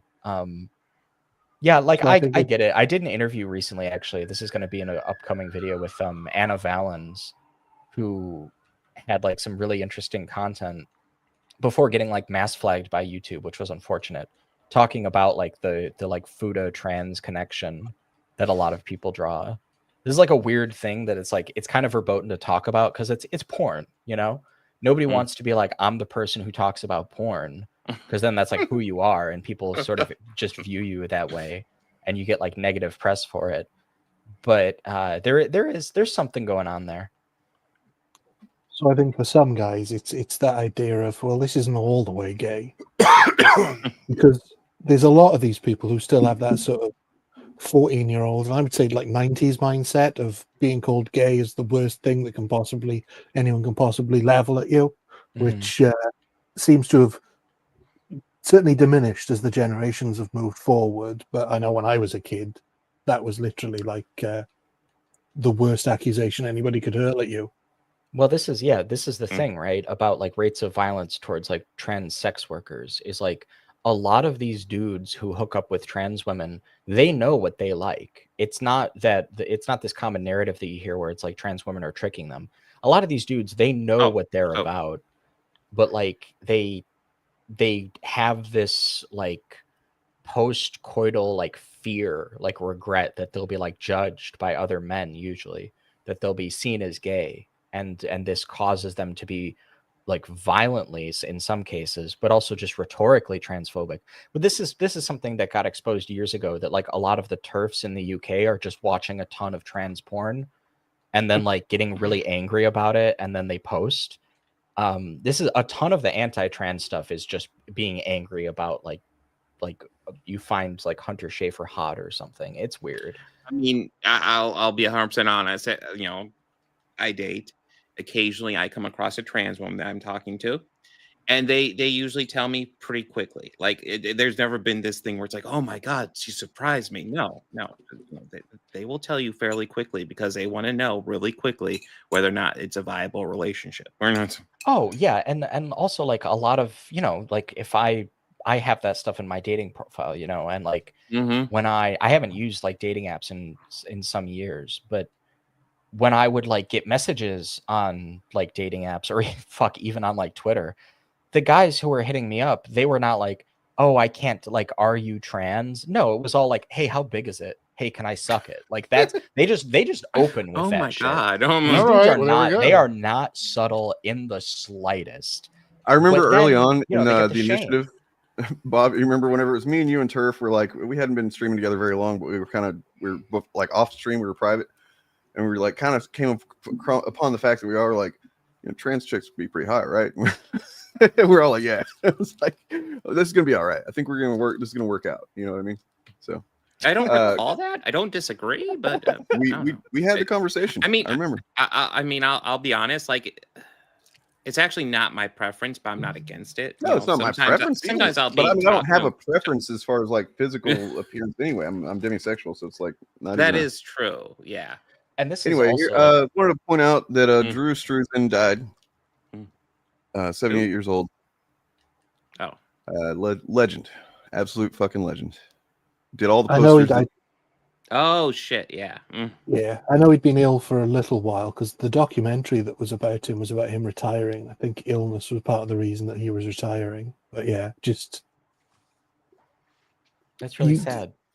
Yeah, genius artist with just everything in the 80s and 90s into the 2000s. All of the classic posters, he did them basically, as well as a bunch of stuff that's not as obvious. It became a trend where if it wasn't a Drew Struzan artwork on a film, it was usually a really bad film. And I don't know the artists that they ever got in, but like you'd see Indiana Jones would have a Drew Struzan, and then like one of the classic sort of vanity project black tank top films would have a art in a similar style. So yeah, it was quite funny that even sort of early on they were aping him to try and make it look as if the film was better than it was. Yeah, that's really interesting. I mean, whoa. Oh, that's funny. I was just looking at like some older like Star Wars posters recently. Yeah, that's the cover to my Shawshank Steelbook. I love those old like Return of the Jedi posters. I want to say I think those were used as the cover for the last VHS releases of those movies. I think so. In my mind, these are the I most like iconic movie posters. Period. You know, it was like, I remember the big deal about those releases is that they were the releases right before the special edition. So like, there's a lot of like technical touch ups onto them, but no scenes added. No. Guy was a genius. He worked with all of the big names. I mean, Spielberg, most of his films had a Struzan poster. Lucas, the same. Here you go, Goonies. And I think there's actually classic. He fucking did the poster for it, more or less. Yeah, that Goonies poster. He did one of every character basically holding the bit at the top. So there's like 7 or 8. Why is Thanos there? Didn't he did one for didn't he do one for Neverending Story? Am I misremembering? Possibly. I can't off the top of my head remember that one. I think so. It's so hard to remember because he did visualize thousands. Yeah. Mandela effect on me too. The Hellboy one was a big poster. I didn't know that. Oh yeah, I knew the Thing one because if you've seen The awesome. Mist, in the film The Mist, the Frank Darabont film, what's his name's character, Thomas Jane's character is supposed to be a movie poster artist, and so they just repurposed a load of Drew Struzan works, and I think he did a special one for the Dark Tower for that film as well. Oh, that's cool. Fun fact: Frank Daramont's The Mist might have the darkest ending I've ever seen in my life. It's a bummer, man. It is. Yeah. Holy shit. And not just because it's a dark ending, because it gives you the happy ending first, and then goes, "Nah, we're gonna snatch that back real hard." And it's actually completely different from the book ending, where in the book they do just eventually get out of it, I think. But the ending that they used is referenced earlier on in the book as a potential ending. And Stephen King, when he saw the film, he was like, I wish I'd done that ending. It is dark, man. I remember watching, like, I enjoy, like, that's a good movie, but man, I cannot rewatch it just for that ending. It's like, oh damn. I think it's a brilliant. I know some people really get turned off by the ending, but I think it's perfect to sort of. Oh yeah, no, I don't know how else you end it. But yeah, I don't know. There's a difference. Like I can appreciate the fuck out of it, but not necessarily want to watch. It's like Requiem for a Dream, man. I've seen that twice. Yeah. I don't really need Dude, to see it again. I've only seen it It once, is a and I do masterpiece. appreciate it. Yeah, but I don't watch it regularly. There's decent amount of movies like that. So, you guys want to see some wacky? The kids are not all right.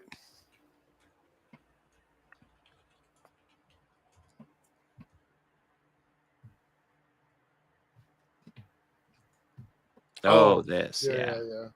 This was nuts.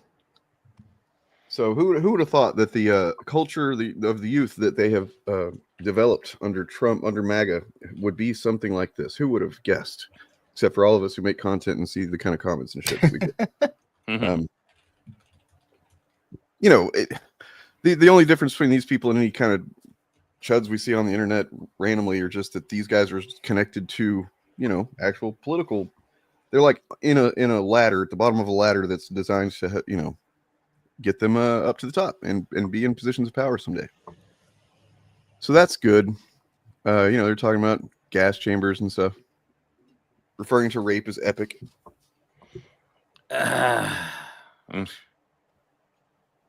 that votes no is going to the gas chamber, and everyone that endorsed but then votes for us is going to go to the gas chamber. When do we start bullying? When do they stop? When do they?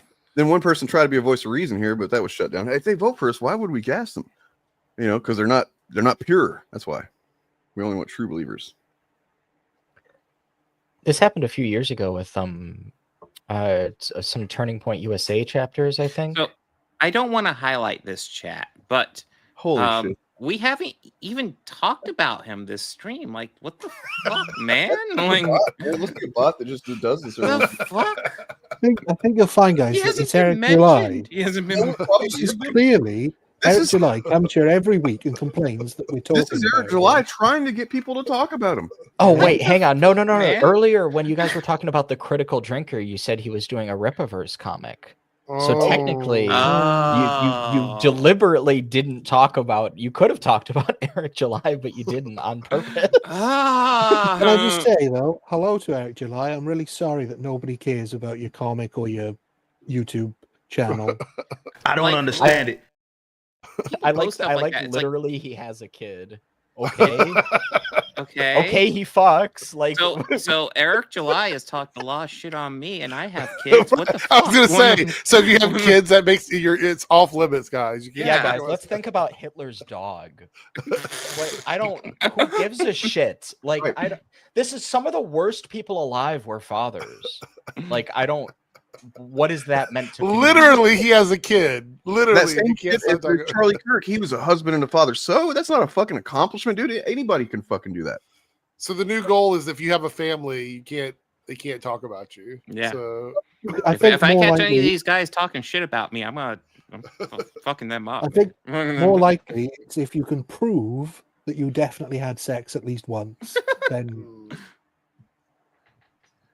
So I guess I can prove I've had sex twice. I mean, it's not even as if we ever accused Eric of being impotent. So I can understand, but yeah, we have all these arguments, and it's like, you know, and all our arguments get debunked if somehow he's not impotent. Fuck. There you go, Eric. You got your attention. Yeah. Congratulations. Yeah, imagine being Eric's kid. Growing up, and he's such a legacy character. He's trying to get you involved in the Ripasend, you know, business. He's like, back in my day, I used to, you know, ship books for people, and you know, I don't want to do this, Dad. It's not. I don't like this stuff. No, you're gonna do it. You know, I don't know. I want to see that. Well, sketch. I did hear that he was going to name his kid Isom, but then he got a cease and desist letter from that. Burn. He could just call him Peter Darker.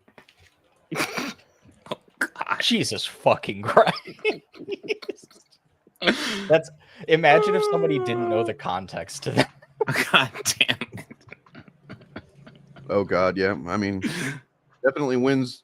Oh God, that's vile. Yeah, speaking of guys who literally have a kid. Oh man. I just don't know when that's ever stopped anybody on the right from criticizing somebody they hate. You know, Yeah, right. People who have children, who have gotten an insane amount of right wing press, like somebody in chat said George Floyd, like Barack Obama. More kids you don't even know like, that I have, right? Like it's it doesn't fucking protect me. Some people on this stream, yeah, exactly. Like this is the thing. It's like a ton of people have kids. I just feel like, I mean, it's worth saying, like, being a father isn't an accomplishment, but like just having kids, not really an accomplishment. Not really an Pause. Can we highlight that chat? Wait, I want to read this. Hang on. You're laughing, but around 45% of adult fathers have been harassed for trying to repopulate a country with a decline in natural childbirth without gay assistance. Fuck.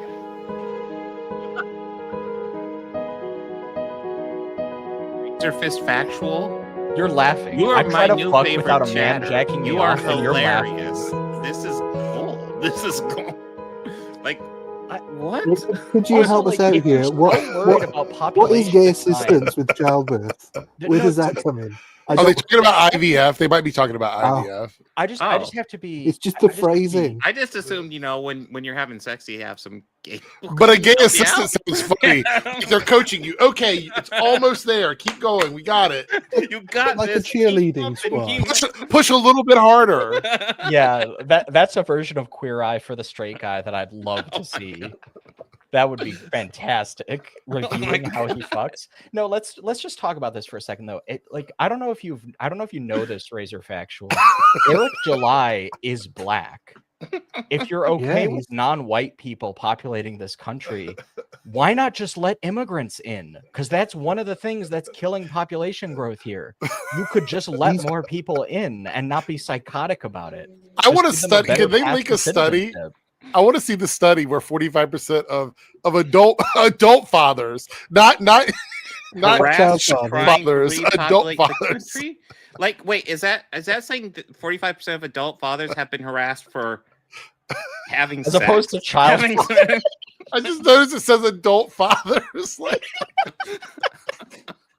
what is this?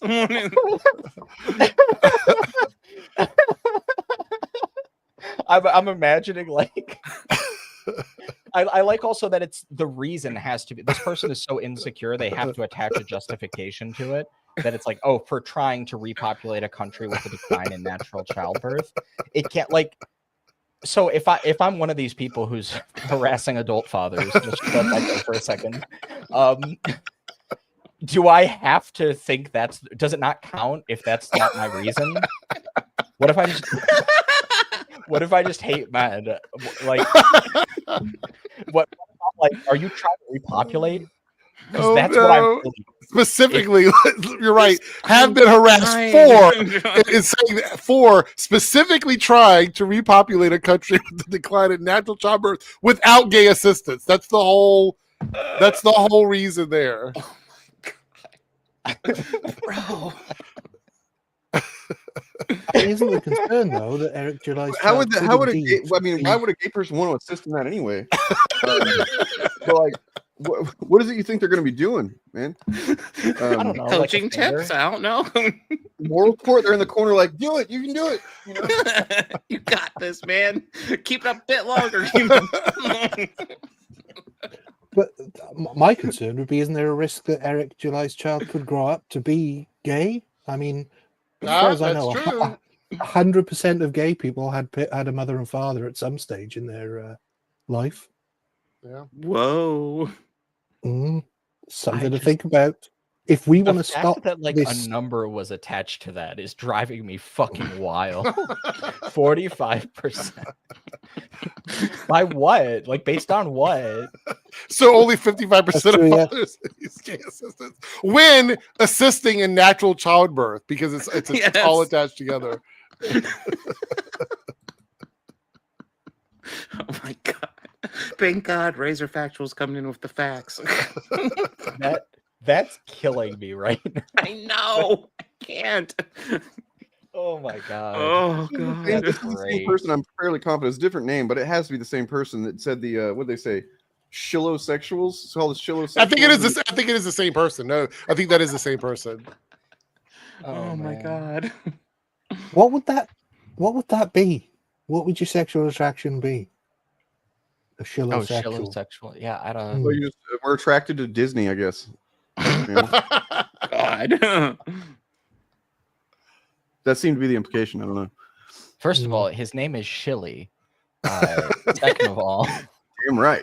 Respect. So wait, I need to know, Bob and Dane, since you're both fathers, did you get assistance from gay people with the natural childbirth situation on your end? Of course. I read in there. I was Doesn't confused everybody? and oh my god, god, Marco stepped in and just kind of directed me what to do. You know, it's not a big deal. I'm picturing like the. Sorry, my brain just Rolodex cycled for a list of words I'm not allowed to say on this stream. I'm picturing a very no. I'm picturing like a very, very fruity gentleman with like those runway lights, just going like, back it up, back it up. Oh man, that rocks. And I will make it a threesome. Oh no. Orf's got my back. Also, Guys. we have somebody trying to be transphobic in the comment section but failing spectacularly. I see that now.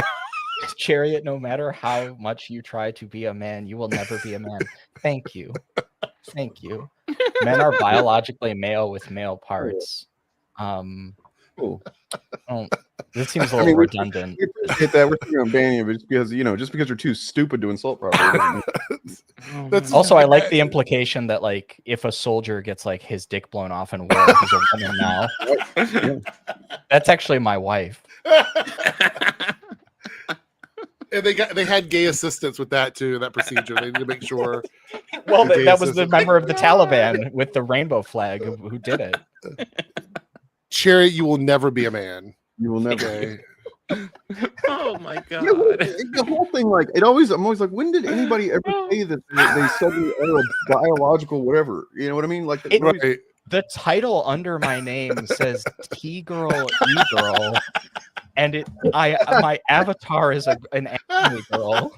Which part of this confused you? Transphobes are too stupid to fucking even like be transphobes. Stop trying. You're too dumb to even fucking look up.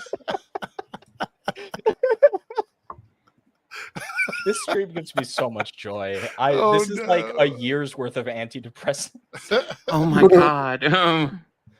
Wow. No, I don't think they realize how dumb they are sometimes. It kills me. It kills me. I mean, I'd love to know what that person's story is, though. Where have they come from? Besides Eric July, who are they a fan of? Yeah, somebody tabbed into their alt account. Oh boy! Wait, can he be a fan of Eric July, but also Eric July himself? Yes. Yes, absolutely. Nobody is a bigger fan of Eric July than Eric July.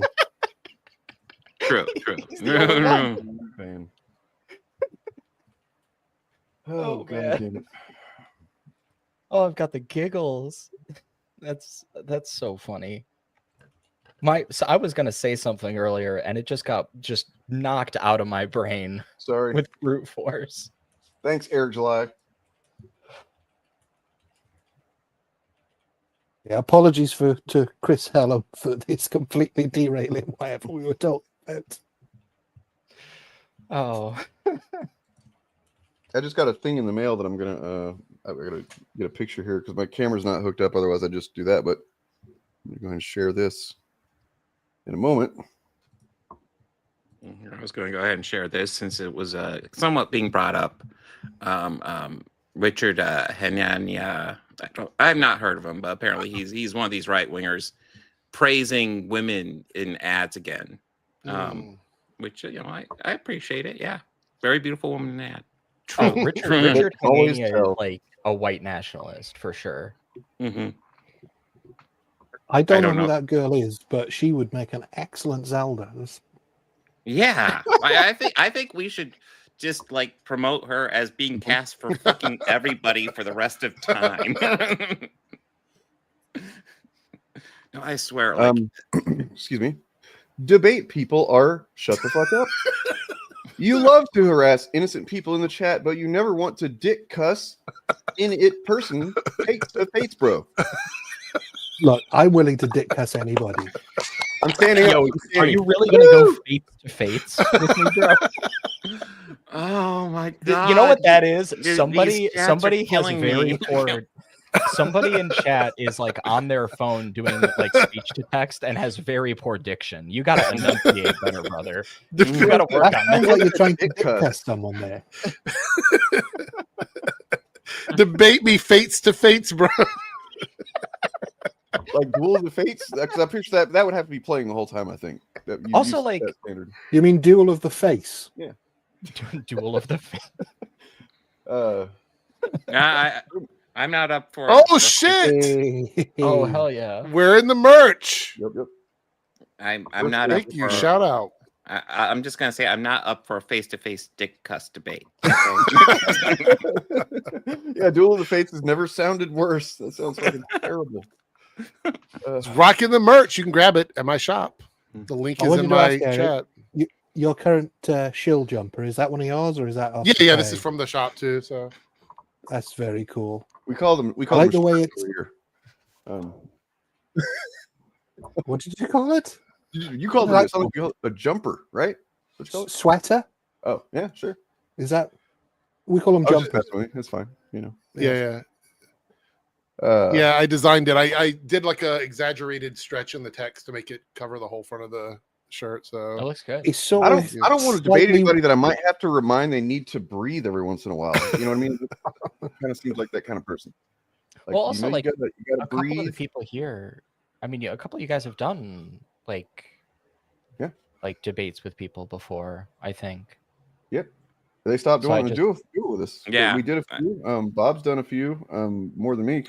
All I can get is a couple fans, and occasionally we can have a fun one, but not. A couple people, as I recall, actually dropped out of wanting to debate you guys. So if anything, Oh yeah, no, I've had plenty the of opposite cancellations. I've had plenty. What about the backseater, Bob? Oh, the backseater was hilarious. Of course, yeah. Back down from no one, especially Ant. You know. God damn, like the amount of foolishness he looked like in our debate is nothing compared to what he's done to himself. Nothing compared. It still takes me the fuck out, that clip where like he gets up from his chair, like where he's sitting, and the next moment that he enters the frame of the camera, he's not wearing a shirt for no reason. That gives no utility to throwing a punch if you've got like a t-shirt on.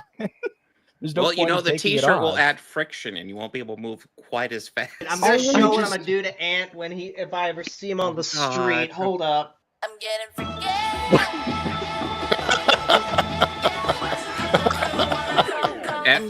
Okay, not with the music, but like this is a short he uploaded because he thought this was his own. He thought this was a great moment for himself. He thought he looked really strong. Yeah. Powerful. I just Well, I mean, he looks really buff, beating on his childhood bed that he clearly still sleeps in his parents' house. Yeah, for sure. You know, classy. You're a badass, dude.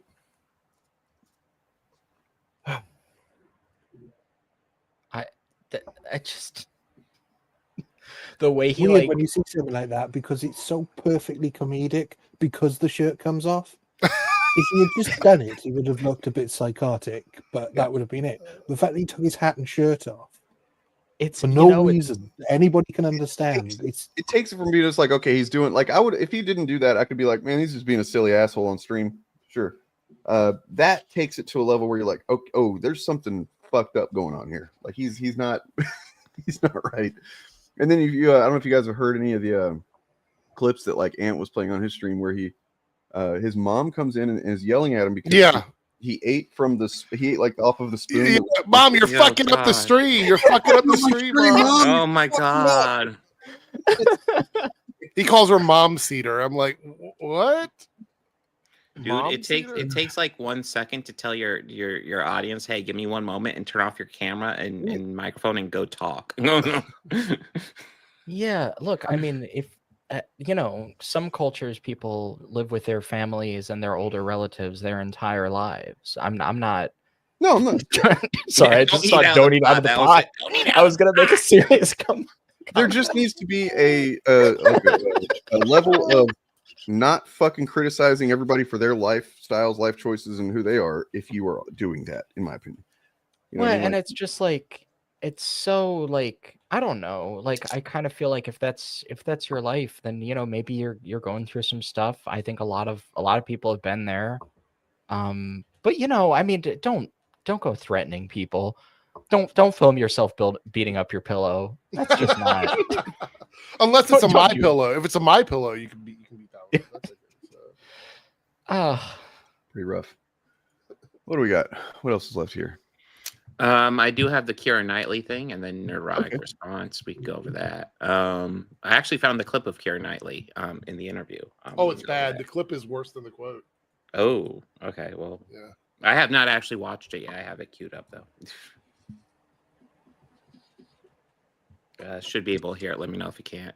I saw you're voicing Professor Umbridge in the new Harry Potter audiobooks. I was wondering, are you aware that some fans are calling for a boycott, giving J.K. Rowling's ongoing campaign against trans people? I was not aware of that, no.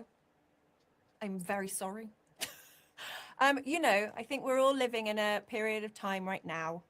We're all going to have to figure out how to live together, aren't we? And we've all got very different opinions. So I hope that How do they not understand? People not understand. I saw you're voicing. Yeah, no, that's terrible. And I'm echoing now. Yeah, you're echoing. Oh, hold on. Let me echo. You should no longer be echoing. Damn it. Is that you that? Oh yeah, it was you that played that video. Yeah, it was me playing it, so it must have been echoing through him, through my end. No, because I could hear myself echoing as well, so it's a stream. Yeah, so the clip's muted now, but that's something to keep in mind though. But anyways, yeah, no, like for me, I watch that and like her privilege is just like oozing off that like ridiculous amount. She doesn't really have to interact with the trans community, obviously, so she doesn't care. Right. That's the impression I got. Yeah, and clearly these people put no thought into it. If they're like, we have to get along, we have to live together. Sure, yeah, that's the other thing. That's kind of the point, right? Like she's asking trans people to get along with people who refuse to acknowledge they exist. Right. Like, where's the starting point? Explicitly don't want them to exist. So yeah, I said, why not turn this energy towards JK, because she's the one that has the issue with trans people. It's not the other way around. Mm-hmm. Well, because she's got a job that kind of depends on not going after her, I guess. Who's she playing? Is she playing somebody in the Harry Potter show? Is that what it is? Umbridge, Professor Umbridge. She signed on to play Professor Umbridge in the Audible adaptation. Yeah, they're doing an audio book because J.K. Rowling hasn't got enough money. Full cast audiobooks can be fun, but just no on that one. No. Yeah, I mean, sort of in her defense, and I don't know how to say this politely, but I don't think she's that switched on. Yeah, no. Every sense. No, that's not just culturally, but like, if you've ever seen her in an interview, she's very much what we call over here the type of jolly hockey sticks type of person. So very insulated. It's privilege. It's privilege. Yeah. She doesn't have to be exposed to the real world, so she doesn't. And then, of course, we have Gary over here. Brilliant answer to a stupid question. Is it? Like, what's brilliant about it, dude? Like, yeah, it's not really an answer at all. I mean, has he ever given a brilliant answer saying we should just all get along? No, he does outrage content, so he should take that advice then. Like, why does he make the content he makes if he believes we should all just get along? True. Okay, because I really dislike the fake geek thing and the poser nerd thing. That's not what we're about. We're about inclusiveness, and we want new people in. And if new people, spout off and make mistakes, hey, don't we all? Man, Dane was on that clip. Remember when Gary was woke? That guy was pretty cool, seemed like. Yeah. But I know that. I know, just the whole Keira Knightley thing just frustrated me because it's like, God, just incredibly fucking disconnected. Just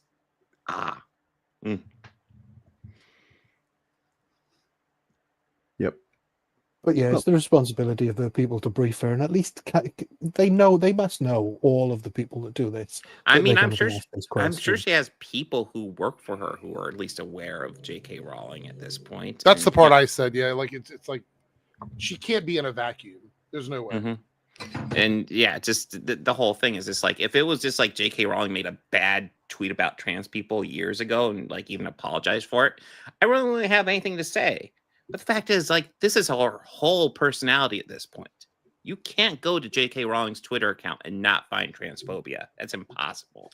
Also, as I recall, J.K. Rowling wants like there to be like legal consequences for transgender people, up to and including like arrests for using women's facilities. And I just kind of think that like that doesn't sound like, you know, we're all living together and getting along. It kind of sounds like trying to get members of a marginalized group arrested, actually. Yeah, Kinda it like sounds the kind of opposite like of the that. opposite. Yeah.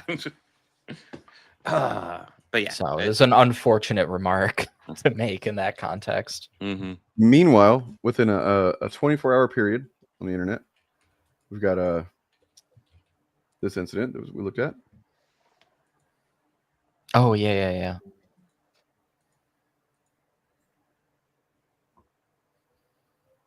So, oh my God. Don't you dare call these people Nazis. We got to turn the fucking temperature down. You know? Turn it down. I'll say what I always say. If they don't want to be called Nazis, stop doing Nazi shit. I don't know what else to say. It's kind of crazy how like the Democratic Party doesn't have that problem. You know, there's like never like all of these Democratic staffers getting like their like text messages leaked, and it's just like wall to wall like I'm just thinking of that Kanye West interview where he's like, "I love Hitler." I thought you were saying the Nazi thing where there's like all it's like, yeah, Democrats have a lot of problems, but to be fair, one of them is not that they have a bunch of Nazis in Hey, I'm not a fan of, and I will always criticize Chuck Schumer and Hakeem Jeffries. I think they're pathetic and worthless. I don't think they're Nazis. Voting rights are on the Supreme Court's chopping block right now. It's kind of the same with all these high-profile Republicans keep getting arrested for pedophilia charges. Yeah, that's becoming a common thing. So, you guys mind if we talk about some JD Vance for a minute? Yes. Okay.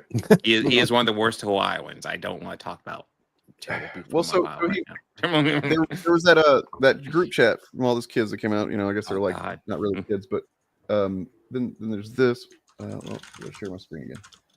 And then remind me if the echo starts to mute stuff. Well, I'll try to remember, but I suck. This is him on the Charlie Kirk show.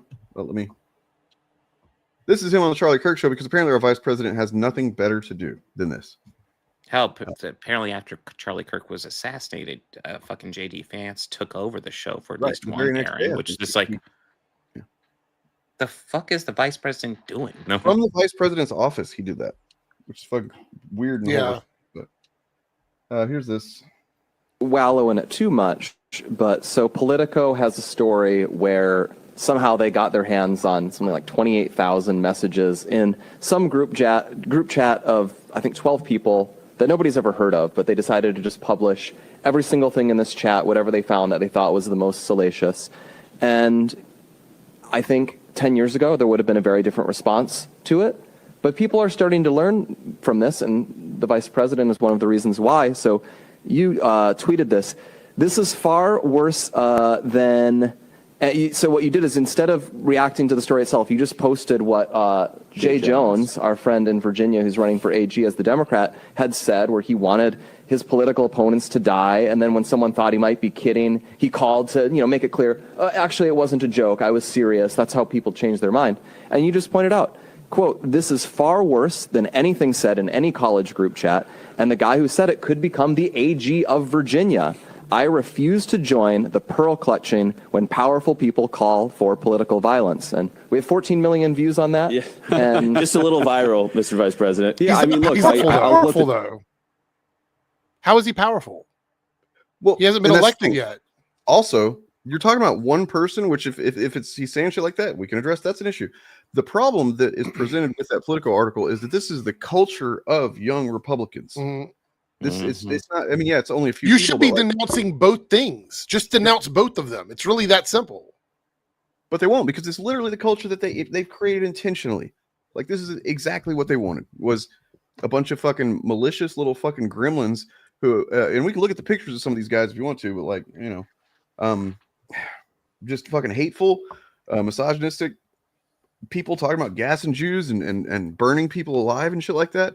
You know, and does that mean they're going to end up doing that? Not necessarily, but probably not. But, like, it does kind of indicate a type of culture and type of mentality that in an echo chamber over enough time is just going to, you know, it's not going to get any better. They're not going to get any more, you know, humanistic or fucking reasonable to other people's perspectives or anything.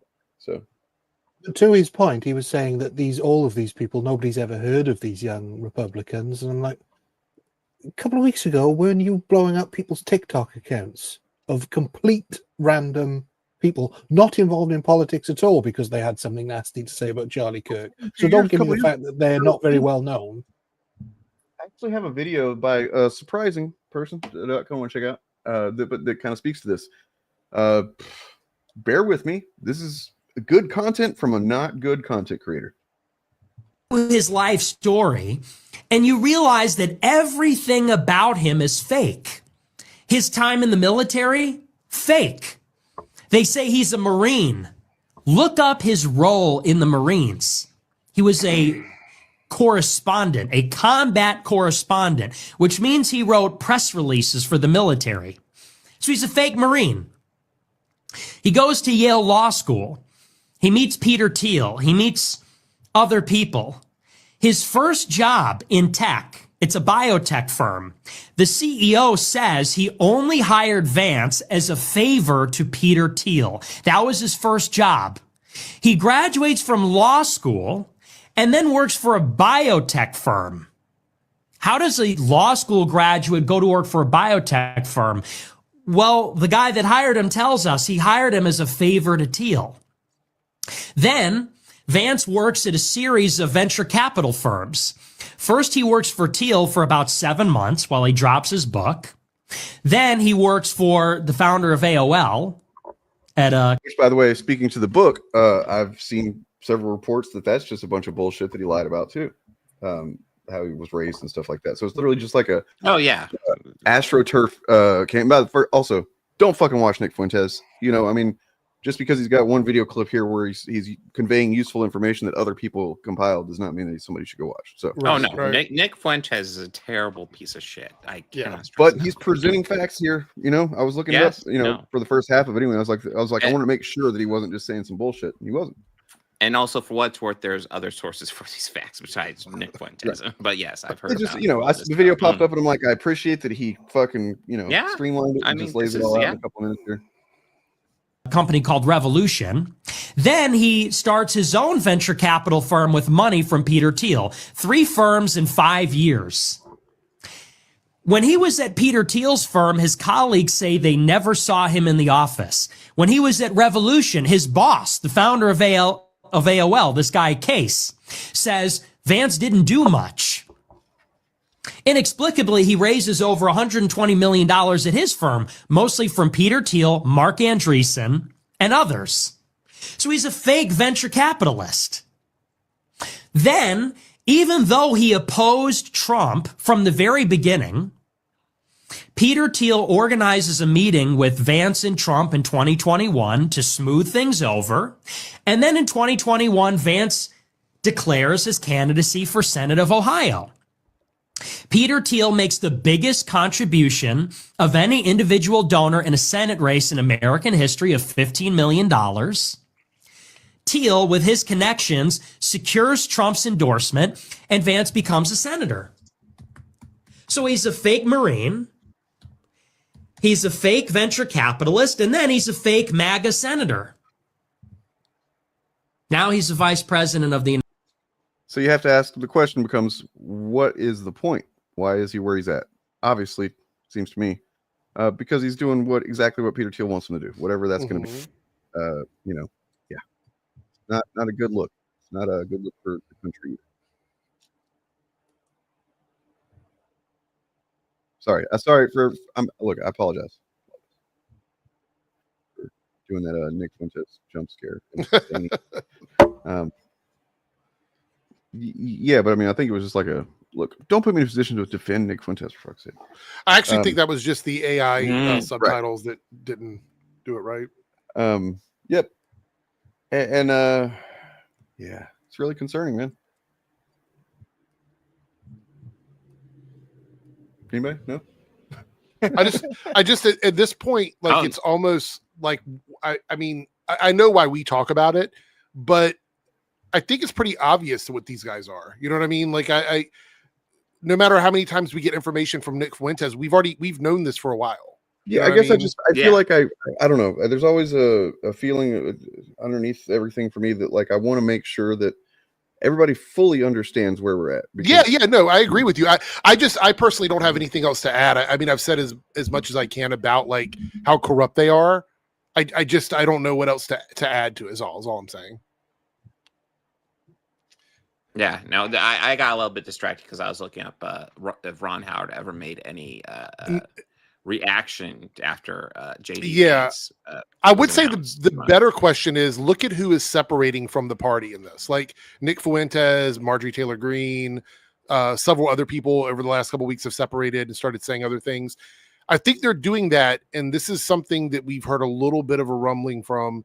There's a lot of Republicans ready to split from MAGA over this government shutdown, and I think if it continues to go on for self-preservation, they're going to do it. Which doesn't mean we should be like, yay, they're amazing, they're here. No, they're not. It's self-preservation, but it is a self-preservation that benefits Americans.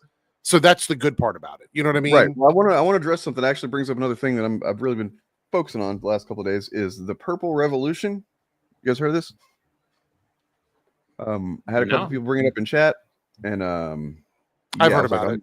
Yeah. And then finally I kind of looked into it and so the Purple Revolution, I guess, refers to just this this one guy really that you know started popping off, getting popular, talking about he's former MAGA. He feels like, you know, MAGA's doing, you know, fucking up or whatever. I mean, he in a very recent video, he was wearing a 3%er shirt.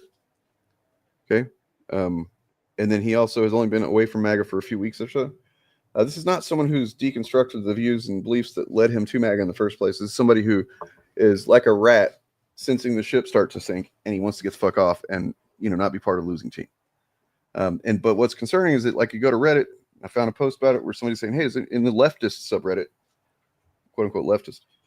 And, you know, somebody's like, does anybody know about this? What do you think about it? And, you know, I guess about more than half probably are like, yeah, this is fucking bullshit. Look, you know, here's this fact and this fact. But there's a concerning amount of people that are like, we have to come together with people at some point. We can't just demonize these people for the rest of our lives or whatever, blah, blah, blah. And that's not the only two options. You know what I mean?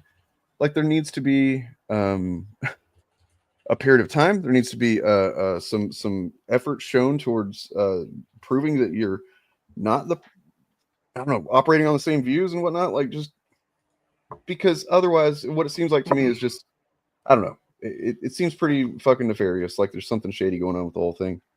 And it pisses me off that there are still people that would fall for it. And they're just like, but at the same time, I understand being so overwhelmed. There's a lot of dread going on. And like, you just see something that might seem like the answer out of it, right? Like, oh, this guy's wanting to come together. Purple, blue and red makes purple. That's clever, apparently. Yeah. And yeah, it's just not the answer, dog. There's a lot of stuff like that flying around right now. People are, I've seen a few posts that are like, this isn't about left or right. I got a fundraising email like that, I think like yesterday. And all I have to say is, yes, it is. Yes, it is. No, it is exactly about that. And we only ever hear this isn't about left or right when right-wing people are trying to recuperate, or when a bunch of centrists don't want to move left, but moving right is untenable for them. Yeah. No, it's absolutely about that. If you know anything about the history of those terms, you know, like we can't erase how we got here. It's just, it feels crazy to me. And I know what a lot of people in America really want more than anything is to not have to think about it. They would love for this all to just kind of go back into Pandora's box and just not be in an immediate, because that was Joe Biden's big sell when he got elected, was like, you're not going to have to check the news when I'm president. And like the thing is, that turned out to be more of a curse than a blessing because of the Gaza genocide and because Joe Biden was being like protected from the American public as he was becoming more and more senile. That was a terrible thing, it turned out. I just feel like a lot of people, it's a brain rot kind of thing. The whole like neither left nor right, both sides, et cetera, et cetera.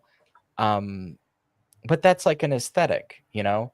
That has nothing to do with the truth. That's just a very appealing kind of Goldilocks principle.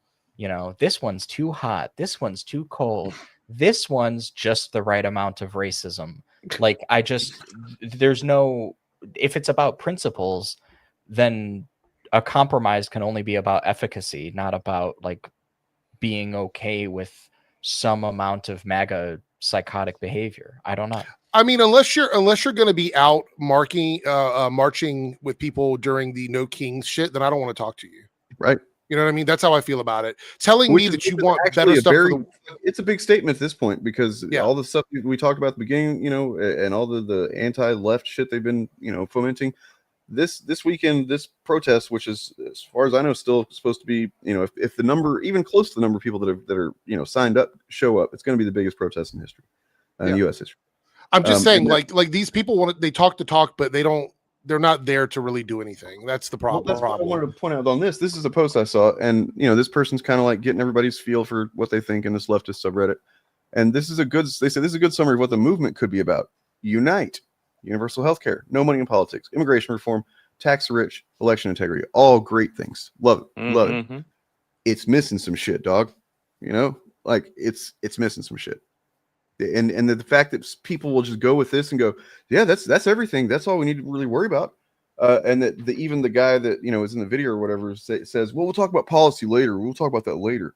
You know, no, man, we're talking about policy right fucking now, all the time, forever at this point. We don't ever need to put that shit on the back burner or kind of dance around exactly what it is we're trying to do. Lest we forget. Sorry, I think I'm echoing. We're all echoing. Echo. No, damn it. I never get it. Lest we forget, like the big sell of a lot of this MAGA bullshit is that it is against the left. And a lot of the sell of this right-wing pseudo populism that isn't really populist, it's just a rebranding of shit that billionaires want. But like a lot of that stuff, it has been about trying to stop socialism and communism. Like if you think that Alexandria Ocasio-Cortez is like too far left, she's crazy, she's going to destroy the country, and meanwhile she just wants like New Deal Democrat policies, you're out of your mind. Like, by the way, New Deal Democrat policies are not communist. I cannot stress that enough. Well, no, like this is the thing though. I mean, people have been told for decades upon decades that if it shows how effective propaganda has been for nearly I mean, they throw the term around. They don't know what it fucking means, but they throw it around. Well, this is the thing, is you'll have people who genuinely say stuff like, if you want to raise taxes, that's Joseph Stalin, and then you're just gonna, because they think like raise taxes or increase government programs means expanding the power of the government, means totalitarianism, and you're just going to kill everybody. Like that's the slipperyest of slopes. I mean, they always like to talk about traditional values and taking these photos of when the middle class was at its strongest shortly after World War II. They don't like talking about the tax rates on the rich back then. Like 70%, I think, was the average, right? That's fucking. Yeah, I mean, I think that some of it was like around 90%. Yeah. Some cases, they're like, yeah, they don't want to talk about that part. It's like, hey, look, man. Okay, look, we'll do the whole thing where, you know, maybe we'll say that people have to dress trad style or whatever, but you got to give us that 90% tax rate. That I'll make that, you know. This is the thing that like I and this is sort of tangential to what you guys are talking about, but it's sort of corresponding to what I said earlier about principles. And if it's a matter of principle, then you have to be careful about how you compromise and why, because like, you know, and I say this in a video that I'm hopefully going to have up this week, probably not tomorrow, maybe Friday, about the Peacemaker season 2, because there's a sort of like right-wing narrative that went around that, sort of like with Wolfenstein: The New Colossus, where like if you can, you know, cleanse all these minorities basically implicitly, then the streets will be clean and you'll have nice neighborhoods and people will be friendly and enjoy their lives. And it's like, well, I wouldn't kill all my friends just to live in a suburb, you know, like that. I would not do that. Also, like suburbs are predicated on a very specific like geographic and economic condition. You probably can't have like a suburban nation without a bunch of urban areas, because that's like how that works. So I just like it's just a very silly view of reality. But like I wouldn't make that trade. I wouldn't, you know, and what if the shoe was on the other foot? I wouldn't like kill all white straight guys just to like raise taxes on the rich. Like that's not. I mean, the talking about the peacemaker thing, you know, seeing that at least in Critical Drinkers replies at some point, people were saying, you know, James Gunn presented this as supposed to be bad, but it looks like everybody's really happy and it's like everybody's cool. It's like, okay, for one thing, you're saying everybody, but there's obviously explicitly not certain people there depicted, right? They're not happy wherever they are. They're not doing well, right? And then also the suburbs aren't clean and tidy and shit because there's no fucking people of color. They're clean and tidy because it's a fascist fucking government that will probably fucking execute you or at least lock you up if you don't fucking mow your yard. Also, you know what I mean? That always just seems like to be that the point that they sometimes. miss. That seems to be always the point they miss. I mean, you look at like Demolition Man, which is portrays this utopian. I mean, theirs is not monoethnic. What's the correct term? Anyway, theirs is not a completely white nation, but it is this kind of utopia on the surface. The streets are very clean and everything, etc. But that's not because of the lack of black and brown people. It's because if you do something wrong, you get sent to the gulags.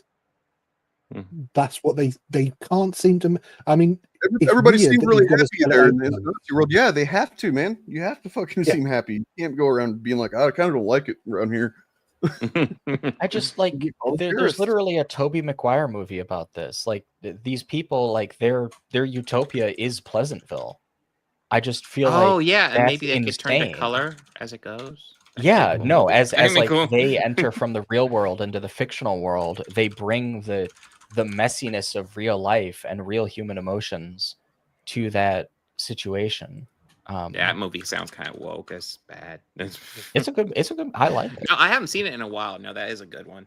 Absolutely not. Any world that where Rob Snyder still exists is not a fucking good one. Sorry, it's not a utopia.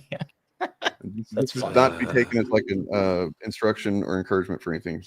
Just to get that out of there.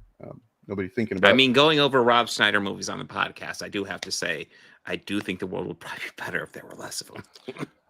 I got to get out of here. I dropped a private chat, but I got to go. I'm already like 15 minutes over my stop time. Hey, So anyway, thanks everybody. See you later. Eric. Subscribe to Eric Podcast and buy a hat. I got one.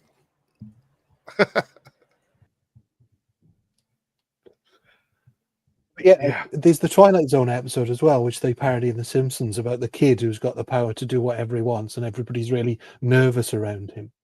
That is an allegory for a fascist state where you've got a dictator who will disappear you if you displease him, and so everybody's walking on eggshells. I can't believe that they still don't get that is the issue. The black and brown people being disappeared, the gay people being disappeared, that is not, it's not the cause of the clean streets. It's an indicator that everybody has to fall in line. And this goes back to that Mehdi Hassan Jubilee, right? The one guy was like referencing Carl Schmitt and saying, well, this is the friend enemy distinction. And it's like, brother, you're talking about like somebody who's a dictator, who's amassed insane political power. If they have the power, they make the distinction and you don't. So like, that's no guarantee of shit. Like you're illiterate. I don't understand how you can make a mistake like that. And I guess he's probably not making a mistake. He's probably just really racist and kind of willing to look past it. But it's dumb just as well, because it really is a gamble, he's right? assuming, Go ahead, sorry. He was assuming that whoever was in charge thought 100% exactly like him.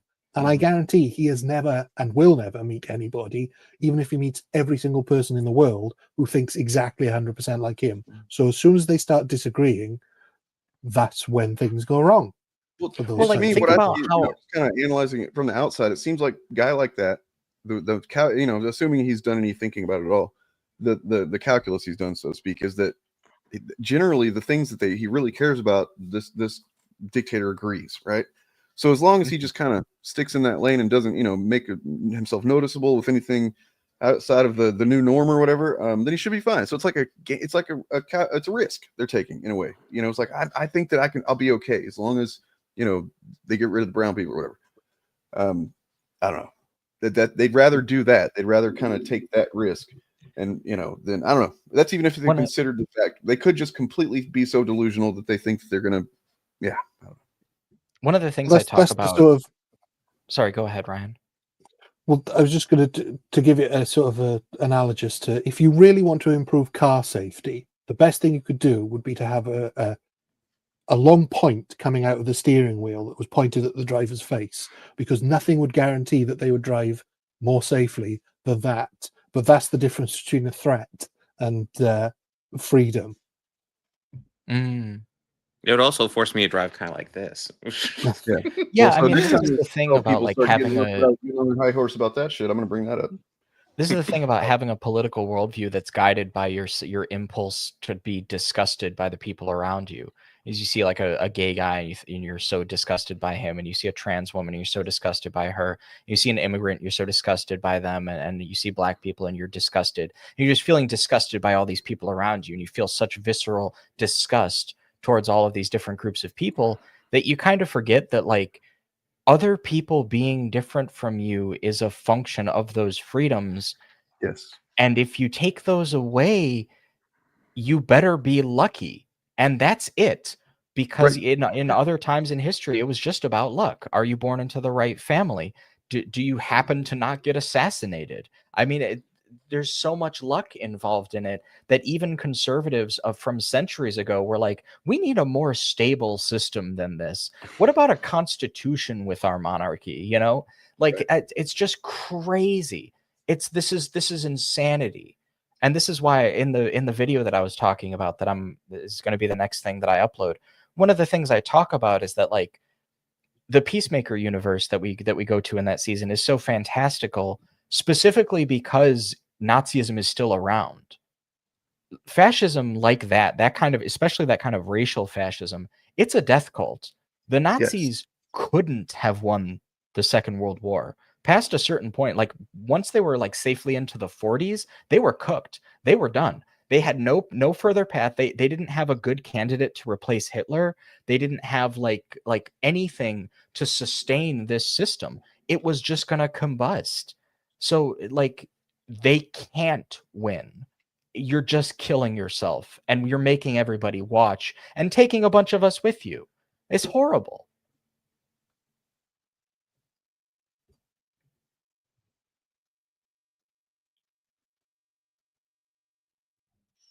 I have a video that Mm-hmm. speaks to this that I like to show. It's short. I only want you to share a video if it's long. Okay. Well, 12-hour video. So this is like how long is it? A few minutes, 4 minutes, 3, something like that. As long as it'll load. What the fuck? Load. What's going on?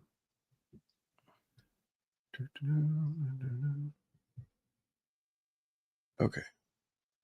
I think it's. Come on, man. My internet fucking up again.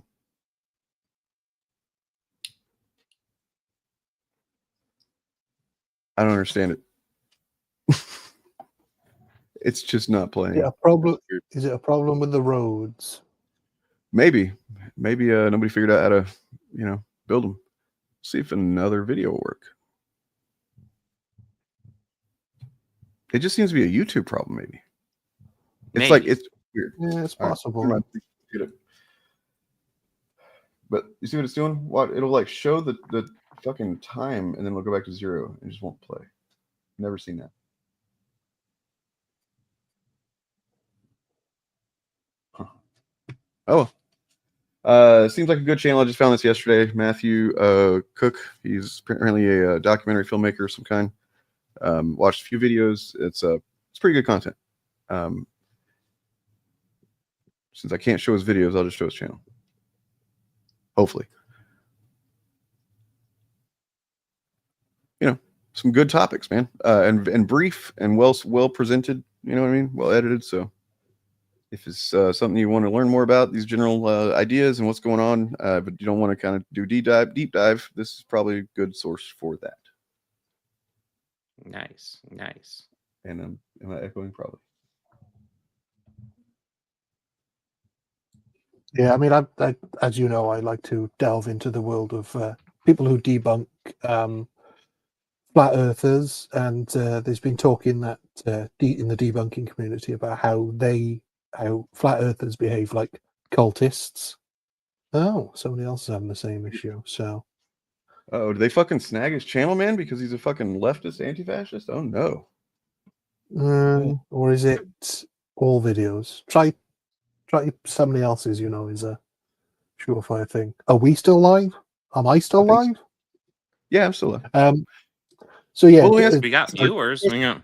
Is there a point which you guys think, you know, we all have our own channels? Is there a point that you think that we might need to kind of consider backing off of some certain things? And what would that look like? Or do you just go until they fucking drag you away? Yeah, well, it's a bit different for me because I'm in a different country. So I was about ready to say, I mean, I guess it depends on the specific topic, but usually, like, if it's something I care about, they'd have to drag me away. Well, the worst thing you can do is kind of concede, right? I mean, I think the tough thing about surviving a situation like that is that you kind of have to act like you're not trying to, you know, like so in some ways, the reason why the captain goes down with the ship might also be because, like, you're kind of, that's sometimes the best way to save it is by sticking it out. If you what do they call it, comply in advance or whatever, right, you can empower these bullies. So yeah, never obey in advance. I agree with that. Yep. I think the media landscape, I think everything is a lot different now than it was even 10 years ago. I think it's going to be a lot harder to silence all the voices because there's always going to be outlets for it. The next thing they would have to do would have the sort of clampdown on the internet that like North Korea does or China, and it's going to be very difficult to do that when so many of the companies that rely on using the internet are so international. Yeah, because it's still still power. Money equals power.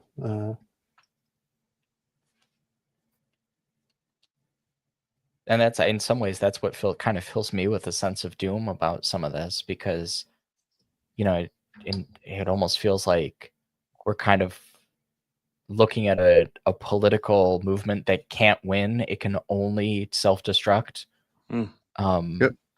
Which is, like I said, you know, it's dangerous, you know. I mean, that's you know, that actually is a real comparison of MAGA to Nazism, because they have that trait in common.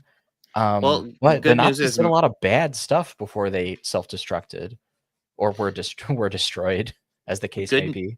Good news is MAGA doesn't have a lot of political power. Yeah, there's a lot of important differences like that. Yeah. Well, pretty much everything they're doing at this point is both to see where they might be able to get their hook into some bit of power, and also to just like distract from the fact that they aren't popular. They're becoming less popular. People are, you know, recognizing that the big dumb deal was not for anybody but rich fucks, and actually at the expense of everybody else. And yeah, unemployment's going up. I'm still waiting for the fucking economy to be fixed.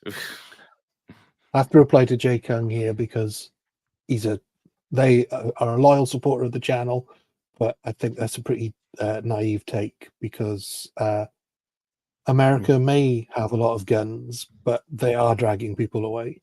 They're literally dragging people away, and it's like, and also not everybody has, you know, a lot of those guns belong to 7 people, so Well, this is actually, I mean, this kind of goes back to what the Second Amendment is actually supposed to be for, because, you know, it's not, it isn't, it was never, it was always a smokescreen that like private ownership of firearms makes people more free. That was a stupid conservative delusion from day one.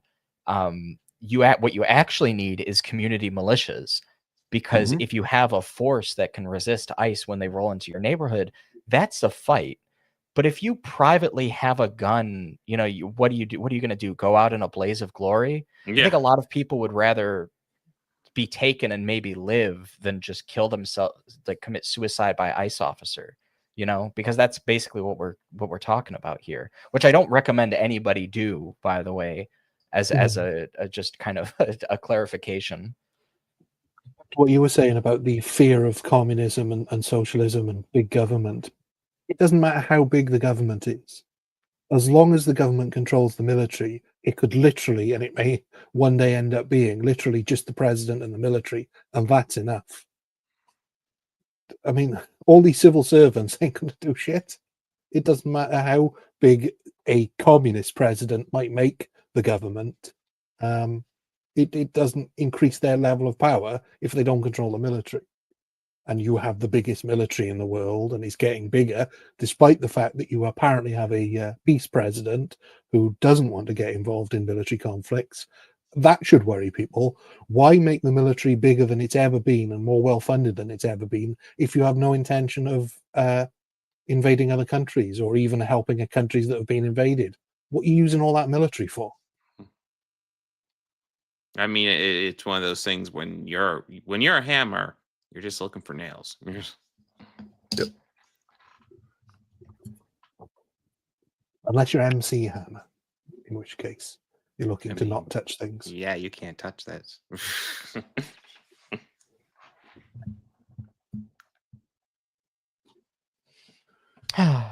Did I say something scary? Nope.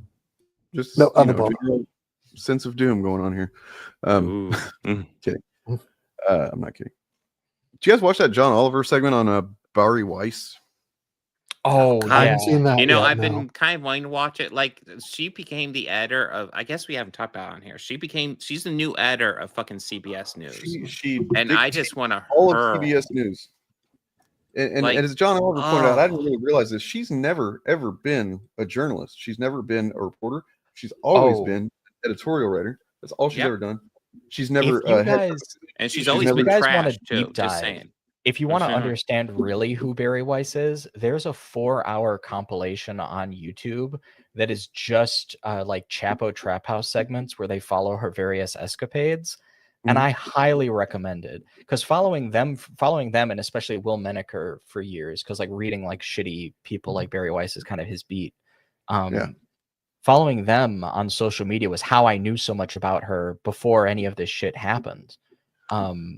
She is a piece of work. A huge piece of shit, man. I was Like, about ready to say, I've just seen a couple of her, and I've just seen a couple of her interviews, and I had no idea she was a I gay hate woman. her. I hate her. John Oliver thing. It's like, oh, so she's not only a piece of shit, she's also just like quizzling. She's throwing her own people under the bus and shit. And like she just a huge piece of shit. I don't know that it can be stressed how big a piece of shit. But I mean, like the reason that she's in the position she's in is because of the Ellison guys that bought CBS, Skydance guys or whatever. They're, it's billionaire shit, man. The billionaires are consolidating their money and they're fucking consolidating media, and this is actually a pretty big and not good move that one of the oldest mainstream media networks, say what you will about mainstream media, liberal media. I think that CBS, it was a good thing that these few handfuls of news organizations were still doing their thing. And yeah, this is not good. But so we'll have to maybe cover that at some point in the future just to make sure everybody's aware that CBS, if you start seeing CBS News get real weird, which it probably certainly will. Yeah. They'll start doing stories like, all those starving pictures of kids in Gaza you've seen. Yeah, sure, they're starving, but they had other sicknesses first, so it's okay. That's literally one of the things they. Well, I mean, the thing is, they're starving, but did you know they're also woke? Yeah, did you know that like that one picture of that really, really like just emaciated, dying child that you saw? Don't feel too bad for it, okay? I like that the implication, because like what they're trying to do at the Free Press, which is not a journalistic outlet, like they don't do journalism. It's purely editorial shit. It's just laundering shit for the rich and powerful. But like the thing about the Free Press that is so funny is that like the ostensible tact there is, oh, the media is like tricking you. These aren't the results of like a famine. They're actually just the results of like other unrelated conditions. But like the implication, unfortunately, because we know that there is like starvation in Gaza and we know that there is mass murder in Gaza and they can't cover that up at this point. The implication appears to be, you know, if a child has cerebral palsy or whatever, it's actually more okay to murder them. Right. That's actually okay in that point. You know, don't worry. The children we're killing were already sick. Well, I mean, and also It's the like fact the that, like, opposite of what do they call it? The John Oliver segment's excellent, by the way. You know, I mean, I'm sure that the hours one that you're talking about is very entertaining and informative, but like for just a 20-30 minute segment, he killed it. And it goes into like just because, so like the chick that kind of wrote that article or whatever, she seems like a fucking real sociopath. So like Bari Weiss and then has a bunch of sociopaths just like her working for her. She, you know, you literally showed the you know, a headline or whatever that she was criticizing for, you know, kind of trying to draw people's sympathies for these children or whatever. And it's like, she literally showed on screen when she was talking about it that it says that if not for the starvation, this child would be able to take medicine that would help it.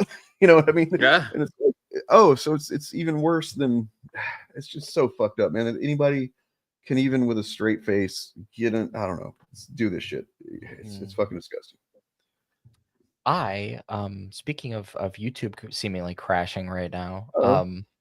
I also have to go eat dinner. So this is YouTube is actually gently rub it in the escorting Gaza me out the door. No. Yeah, YouTube is failing. So if you're in this stream and you're still watching, then I can only assume. But, oh yeah, we're still live, but it seems to be pre-recorded videos that are having the issue. Weird. Well, I guess Well, I will. I will later, catch Sherry. all of you later. Have a good evening, everyone. Or day. I don't know what time it is in the UK. It's probably late over there, right? Yeah, just coming up to 1 o'clock. Oh, Jesus. Okay. Well, good night then. Yeah. So see you, everybody. Later. On you can see it on his TV, but live stream. Yeah. I've just had a check. It's working. It's doing what it was doing for you, Dane, but then eventually the video will play. So I don't know if that's the same for everybody, but yeah, it's not working properly. Yeah, it's not working on my TV. Huh. Well, all right. We did have a membership thing as well a little while back. Yeah, I will, that will actually hold over until the next time because I didn't get to it. Okay. So some people say it's working, some say it's not. I don't know. I'm going to assume that it's not working for enough people that we should go ahead and call it. Right. So I guess real quick, I'll go ahead and do some advertising here. I have 2 members only videos up. One of them is Superman versus Man of Steel, because I found an easy way to do those comparisons, and I think it turned out really well. That's members only for about a week and a half, mostly so I can get the copyrights off it. And then that will go live probably the weekend after next. But then in the erstwhile, you'll get videos on the grift of Charlie Kirk until then. So cool. There's content coming out on my channel. On that note, I had taken a screenshot of a video I saw uploaded. Let's see where that is. Oh, there was one while you're doing that. There was one thing I wanted to bring to everybody's attention. Oh, and I have another thing I can announce as well. But here's this. Huh? Hello? Yeah. Sorry, I thought you were. Okay, sorry. Yeah, I know a podcast you're a fan of, Behind the Bastards. They had Cody from Some More News on recently to Himmler discuss Ben Shapiro's book. Oh, okay, so close. Gotcha. Close. They were discussing Ben Shapiro's new book. Had Dan O'Brien from Cracked on there to talk about Himmler. So right. Yeah, well, Cody was on there. They only barely scratched the surface of it because Ben Shapiro's new book is something to do with lions versus scavengers, and how obviously his side are the lions and everybody else are the scavengers. But the first thing they pointed out, which I think is basically gives you an idea of Ben Shapiro's thorough research, is that about 50% of a lion's diet is scavenged. So lions are scavengers. Well then, okay. I guess another. I was going to say I thought of something else to go over really quickly. Tron Legacy is bombing. Yeah. Tron Ares. Tron Ares. Yes, I'm sorry, Tron Ares. God, why is it okay? But yeah, well, Tron Legacy was bombed too. But as someone who's a fan of the previous 2 Tron movies, I haven't even seen Tron Ares, and I'm assuming that for the same reason why it's completely bombing, because I just cannot stand Jared Leto at this point. I am just so fucking. You're not. done Come with on, him. Bob. Be honest. You're not really. Nobody's really a fan of the first one. You're a fan of what the first one could be. You know, it's kind of a lame ass movie. Come on. I think it's interesting. I like the actors. I don't think it's brilliant, but It's I theoretically think it's got some cool ideas. Yeah. Right. I don't always recommend all their stuff, but the Red Letter Media review of Tron Ares pretty much nails the other 2 films, how they both were very ambitious. They both flopped, and this one's doing the same, but in the tradition, isn't quite as good as Tron Legacy. Yeah. But they made the point that what happens with Tron is they make it, nobody goes to see it, and then a few years later, everybody sort of has this fondness Fond memories for of it. Yeah. Yeah, so they try and make another one, and the same thing happens again, and they've Mhm. done it for a 3rd time. So, So I just wanted that's a to good highlight review. the view count on this this video here, which is a candlelight vigil in Long Beach for Charlie Kirk. And remember how big Charlie Kirk was on YouTube for a couple weeks? And so, oof, nothing. Like kind of like Charlie Kirk. I'm sorry, I shouldn't have done that. But yeah, you know, it was inorganic. It was bullshit. Oh yeah, absolutely. It was a grift. They're literally grifting on his death. They're all fighting over each other to try and replace him now. It's pathetic. Well, I've seen that apparently Candace Owens is like effectively kind of been a big part of tearing MAGA in half with her takes on stuff. It's like, hey, good. You know, glad she was able Well, I to mean, do she is a grifting piece of shit, but she was also probably one of his only genuine friends. She actually had some feelings about it, whereas everybody else is like, you know, performing feelings. It's weird how he managed. Accurate. It's weird how he managed to seem to text every single one of them his last thoughts on the matter, which perfectly aligns with what they do. Exactly. It's magical. Yeah, man. Yeah. What was it? JD Vance was like, no, Stephen Miller was like, he literally said, Stephen, you need to get in there and get those leftist organizations, these specific ones, and like, fucking garbage people, just garbage brains. True. I have a very quick announcement. I have been releasing songs for a while now, musics here and there, and these are unfinished mixes and stuff, like in some cases unfinished songs. But on Halloween, those of you who are Patreon or channel member supporters will get to download this. Oh man, what's going on? Now my shit's not wanting to share. Come on.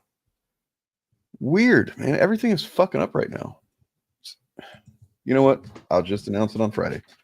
You guys have a good one. I'm out of here. I hope it's not Judgment Day. I hope this isn't the time that the AIs become self-aware. Oh, what's it gonna do? Send a bunch of videos out with like dudes with 6 fingers or something? Can it at least wait till I get high?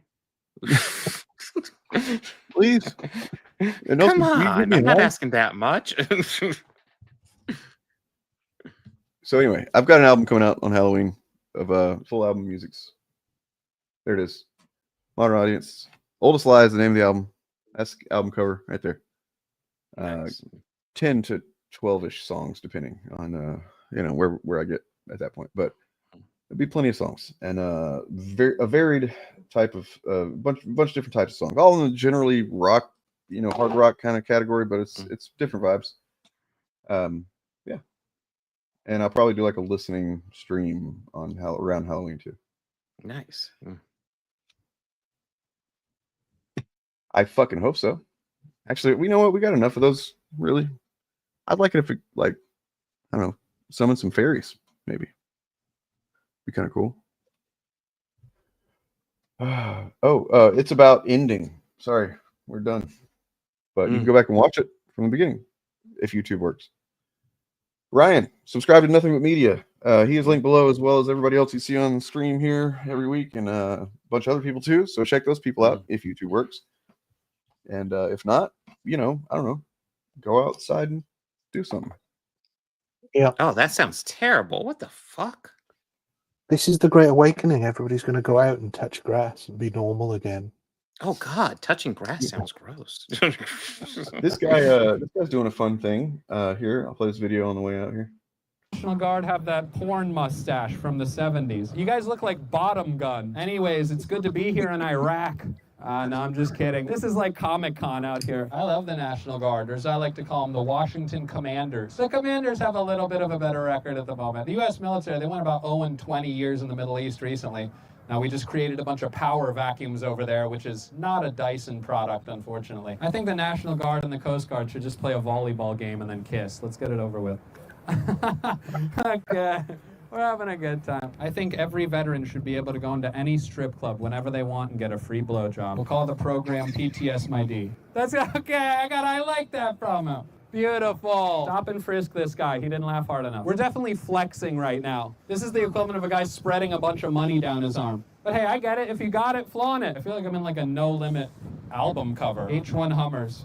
The military and Mike Vick's dogfighting friend. There's no gun on top, is there? There's no gun on top. Budget cuts, I guess. But that'd be scary if there was a big gun on top, right? We love the gun. Frankly, we love the gun. Okay. I'll see you guys in 5 minutes somewhere else. Appreciate you. You guys off to the Nike factory? That is the most delicate ice raid I've ever seen. I just worked on a mini horse farm. That kind of reminds me of that. By the way, you might be wondering why I'm wearing a mask. This is actually genetic. Both of my parents are on ice, so I was born with this. I know, I look like a human NFT. Steelers fans looking at me like Ben Roethlisberger looking at a lady walking to the bathroom. I predicted this on January 6th. Oh, you're a genius. Well... Dude, DVDs, what year is it? Okay, now we're gonna rank military branches in order from coolest to least cool. Just kidding, we're not doing that. I think Republicans hate trans for the same reason we all do. Too tempting. What is the insult to even call Coast Guard? Beach Boys? You guys are washed up. Sand Boys. Sandies. But then what do we call National Guard? Homebodies? That's the easiest thing to guard, I feel like. Hey, fat person in the Walmart scooter, don't do that. If you're a politician and you vote for war, you should have to fight in it. That's how it used to be. Politicians used to be equestrians. We've all seen the statues of George Washington on a horse with a sword. Can you imagine Joe Biden on a horse? Instead of a sword, he's holding an ice cream cone. Can you imagine Trump on a horse? Instead of a sword, he's grabbing a pussy. Can you imagine Hillary Clinton as a horse? I think that's the real reason we're taking statues down around the country. They don't want to remind you that politicians used to have to do things. I think